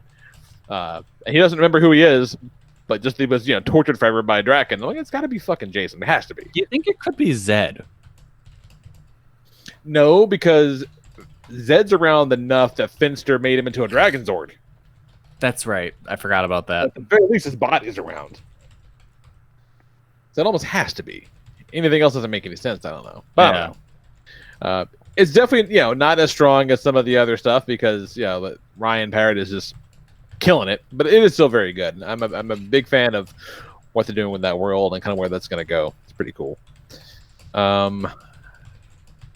the Dark Knight's death metal guidebook came out, and that's just fucking big dumb death metal stuff. Batman and Jonah Hex fight a Joker dragon. They sure the fuck do. And then when they kill the Joker dragon, Jonah Hex is like, "Wait a minute, son. Strap the face of that sumbitch to your motorcycle like a proper gentleman." And the Batman's like, "I'm not busy. I got time for this." And so he does. Let's see. Gideon Falls 24. Gideon Falls is cool. I like Gideon Falls a lot. I only bring it up because what do you think, Kelly? The chances are that Evil Uno's mask looks like the monster in Gideon Falls on purpose. It's gotta, right? Evil Uno's mask looks just like this thing. Yeah, no, that's gotta be on purpose. I just figured it out like this week, because every time I see him, I'm like, what the fuck is that mask? Like, what do I think of? And I was watching the Being the Elite thing, and he was on screen a lot, and it finally clicked. I'm like, oh, that's what it is. It's got to be. Like, it has to be that. So Evil Uno, big nerd apparently. There you go. Oh yeah. Though, what if it went the other way? Because Jeff Lemire is Canadian. That's true. And those dudes were stuck up in Canada for years. So maybe he just saw like some kind of news special or something, because he was Evil Uno for quite a while. I don't remember what kind of mask he had back then. But maybe he just saw a picture of him and was like, hey, that's cool. File that away for later. Yeah. Could be. Could be. And then last one I'll talk about is Avengers 35. This big dumb Moon Knight story they're doing is fucking awesome. Yeah, it rules. Yeah, it is so cool. It's Khonshu collecting powers to fight something. We don't know what yet. But I do love that, like, clearly something is coming, right? That Khonshu and Moon Knight need these powers for, like, obviously, But at no point are they like, hey, guys, you want to team up? They're just like, nah, go steal all their shit, which is kind of great. It's very, very cool. It's great. I want to see, like, fuck, man, make this Avengers 7. That'd be a killer fucking... It'd be awesome. Do check out Age of Khonshu if you have not. It's very good. What else I got, Kelly? Catwoman 24. My boy Snowflame is back. Yes. Oh shit! Tell the kid to tell him who Snowflame is. I don't know if you guys know this. Snowflame? His god is cocaine. He gets his powers from cocaine. And his alter ego is Dynamite President Nick Barucci. Allegedly. Yeah, so Snowflame came back. That was real cool. Lee, that story was actually co-written by Sean Murphy. No shit. Issues 23 and 24. Right on. Love Sean Murphy. Yeah. And then there was also, last week, Junji Ito's Venus in the Blind Spot was released. Ooh, how was that? It's good. A lot of good short stories. The human chair is every bit as unsettling as I was hoping it would be. If you've read some of the previous Viz releases, there is a repeat. But it makes sense. It's that the story with the people that find the holes and they want to go in the holes. The fault line. Oh, yeah. Are you talking about Holes? Yes. Starring Shia LaBeouf. Starring Shia LaBeouf? You know what? But they It put wouldn't that surprise story me. in there, and it makes sense. It wouldn't surprise me if Junji Ito saw the Holes movie and was like, I have a horrible idea for this concept. What if holes were specifically for people? Yeah. You go through the holes and come out the other side a weird spindly monster. For kids. But yeah, like all other Junji Ito things, pick that up. It's very good. Yeah, And I gotta get that one. I think that's it. I think that's all I got. Word?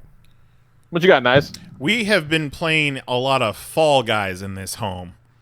How is the Fall Guys? I Fall hear Guys people love it. is super fun, man. Like, I've never been one for like online games or anything like that. I'd been meaning to hop on Fortnite for a while now to play with Mahoney, so I've actually gotten on that a little bit. But man, Mary downloaded this Fall Guys, and it's like you're this little minion, like a fucking marshmallow body, and each game starts with 60. So it's all connected to the internet, and it's all these like American Gladiators meets Wipeout type events. Like one of them's called DoorDash, where you got to run through, and one of the doors will break through, and then the others don't. Kind of like the end of the Eliminator on American Gladiators. Okay. And then there's some shit like where you're standing on this platform, and there's this like a dial that keeps going around, and you got to keep jumping over the dial so it doesn't kick you off the platform like fucking Wipeout. And it's elimination, so like you eliminate like 15 in the first round, and then another 15 in the second round till it gets down to the final 8, 9, 10, and then you compete for the crown.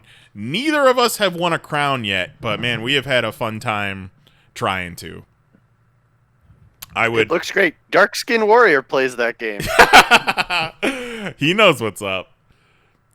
But also, it's like it's frustrating when you lose a lot, but it's so easy to pick up and to understand and to get good at, because I'm no gamer, but I've gotten pretty fucking good at this game. The wild thing, though, is we got it on PlayStation. It's not currently available on Switch, and it is all of it screams to me Nintendo game, but not available on Nintendo Switch. Yeah, I think they had a deal, because it also was free on PS Plus, so they launched it as a free game. Right. Probably kind of a deal they had with Yeah, them. it's kind of like how Switch has Tetris 99. But yeah, the music is so fucking catchy, and it's just it's violent, but it's not like bloody violent. You're beating the fuck out of these little minion dudes. Fun for all ages. That's awesome. Sweet. What you got, Mahoney? You know what we're talking about? I finished. What show did I watch that I recently finished? I finished whatever show I was watching. I don't even remember. Doom Patrol, I guess. And then I've been watching Young Justice Outsiders, which is fine. It's like I watched Young Justice when it was out, but I don't remember much about it. And there are parts of Young Justice Outsiders where they like, in the span of 5 minutes, they will just kind of describe to you like a season's worth of events, to be like, so anyways, all this stuff happened off scene, and now we're here. And you're like, okay. That's weird. Yeah, it's very weird. But the other thing I've been watching, the only reason I'm watching Young Justice Outsiders is because I can't watch HBO Now or HBO Max on my normal tablet. I have to watch it on my other tablet, and that tablet is bigger and doesn't work when I want to hang it in the shower. But when I'm not in the shower, I've been watching Deadwood. Yeah! Miles and Jose are watching Deadwood, so I was like, well, shit, I'm going to watch Deadwood. But I'm already on season 3, so you guys are going way too slow. Holy shit. Well, I mean, we watch it together, and we only get together like once every couple of weeks. Had you seen Deadwood before? No, I've never seen it. Oh, so what do you think? There are a lot of people from other things in Deadwood. Yes. Like, every time you turn around, there's somebody that you recognize. Yep. I love the you guy. Deadwood, where everybody knows your name. Yeah, basically. And, like people who you're like, I don't know who that actor is, but, like, I know that actor, you know? Like, oh, it's that guy from that thing. Exactly. Yeah. Exactly. Like, Bobby from Supernatural's in it. Yep. Like, just a whole bunch of people. I love the Asian guy and how he only knows like 4 words and none of them are like correct. San Francisco cocksucker. Yeah, the San Francisco cocksucker. Swingen. I love Jane, who like in the middle of season 2, I was like, you know, that's probably Calamity Jane because this chick is a calamity and her name is Jane. And it sure was. Like other than that, I'm like, what is the purpose of this show, though? Like, there's no, like, driving plot. It's literally just like, here's a town out in the West, and everybody's just living. Like, people are just living their life. There's no, like there's, like, oh, no, you know, people are trying to find gold, or, like, I want to buy this guy's claim to whatever, like, but there's no, like, plot. Like, no, like, overarching plot to a season. I think the driving plot is, you know, people set up this camp, Deadwood, you know, apart from the U.S., and the overarching plot is Deadwood kind of becoming part of the United States. Well, yeah. But that's real, like, background. Sure. But it's basically just like, here's a bunch of interesting people living in the middle of nowhere, like, because they're not part of the United States. They basically stole land from the Indians, and were like, cool, we live here now. And, like, they're just hoping that they can, like, get all the gold out of it before the country says, okay, cool, now you're part of Montana or wherever the fuck. I'm sorry, Indians is not politically correct. We call them dirt worshippers. That's true. They have some real interesting names for what they call people on the show. Christ. Canceled. It's from the show. That's what they call them on the show. No, I'm sure it is, but god damn. The both of you canceled. Fucking hell. There's the dirt worshippers, there's the celestials. Yep. Sometimes I'm like, I don't even know who he's talking about, but he's mad at somebody. Jose loves fucking He's mad at somebody hooplehead. that probably doesn't look like he does. There's the square heads, and then there's the hoopleheads. Yep. Jesus. It's pretty good. I'm enjoying it. I should be done with it this week. Oh my god. That's hilarious. Awesome. Did you see fucking Ron Swanson's dick? I don't think so. Was that in season 1? It was in season 1. He's probably looking at his phone. There's Probably. Well, I watch it while I work, so I'm probably working. There's the two guys that killed the Squarehead family. Yeah. They come back into town, and the one is getting it on with a bunch of prostitutes, and he just busts in the door at one point with his dick hanging out. No, he's got his dick in his hand, and that's Ron Swanson. Oh, didn't even notice. Yeah. Well, I didn't, like, Kristen Bell was in it, and I made it most of the way through her episode before I was like, is that Kristen Bell? Yeah. Like, so, there's so many people. It's easy to miss them. Awesome. All right. Anybody got anything else, or are we wrapping this thing up? Wrap it up. Let's wrap it up. All right. Love it. Cool. So join us on the Discord at discord.panelsonpages.com. Let us know your top 6 historical dudes you would want to hang out with, or dudettes, as the case may be. Mm-hmm. If you want to bring Joan of Arc to the mall, that's fine. I saw something recently that was like, why didn't Bill and Ted give Joan of Arc and Abe Lincoln a heads up? You want to fuck with the timeline, because you know why? Because Bill and Ted respect the butterfly effect. Of course. We bring them to San Dimas in present day to help us with our history project, but we can't fucking change the past. No, definitely not. Definitely not. All right. So we'll do that next week. Jose should be back next week. And yeah, we'll do this again. So come back, hang out with us at 10 p.m. Eastern, 9 p.m. Central at youtube.com/panelsonpages. For Jason Nyes, Kelly Harris, and my good buddy Mahoney, I am the Lord Reverend Lee Rodriguez. Talk to you guys next week. Night. Love ya. Bye-bye. Do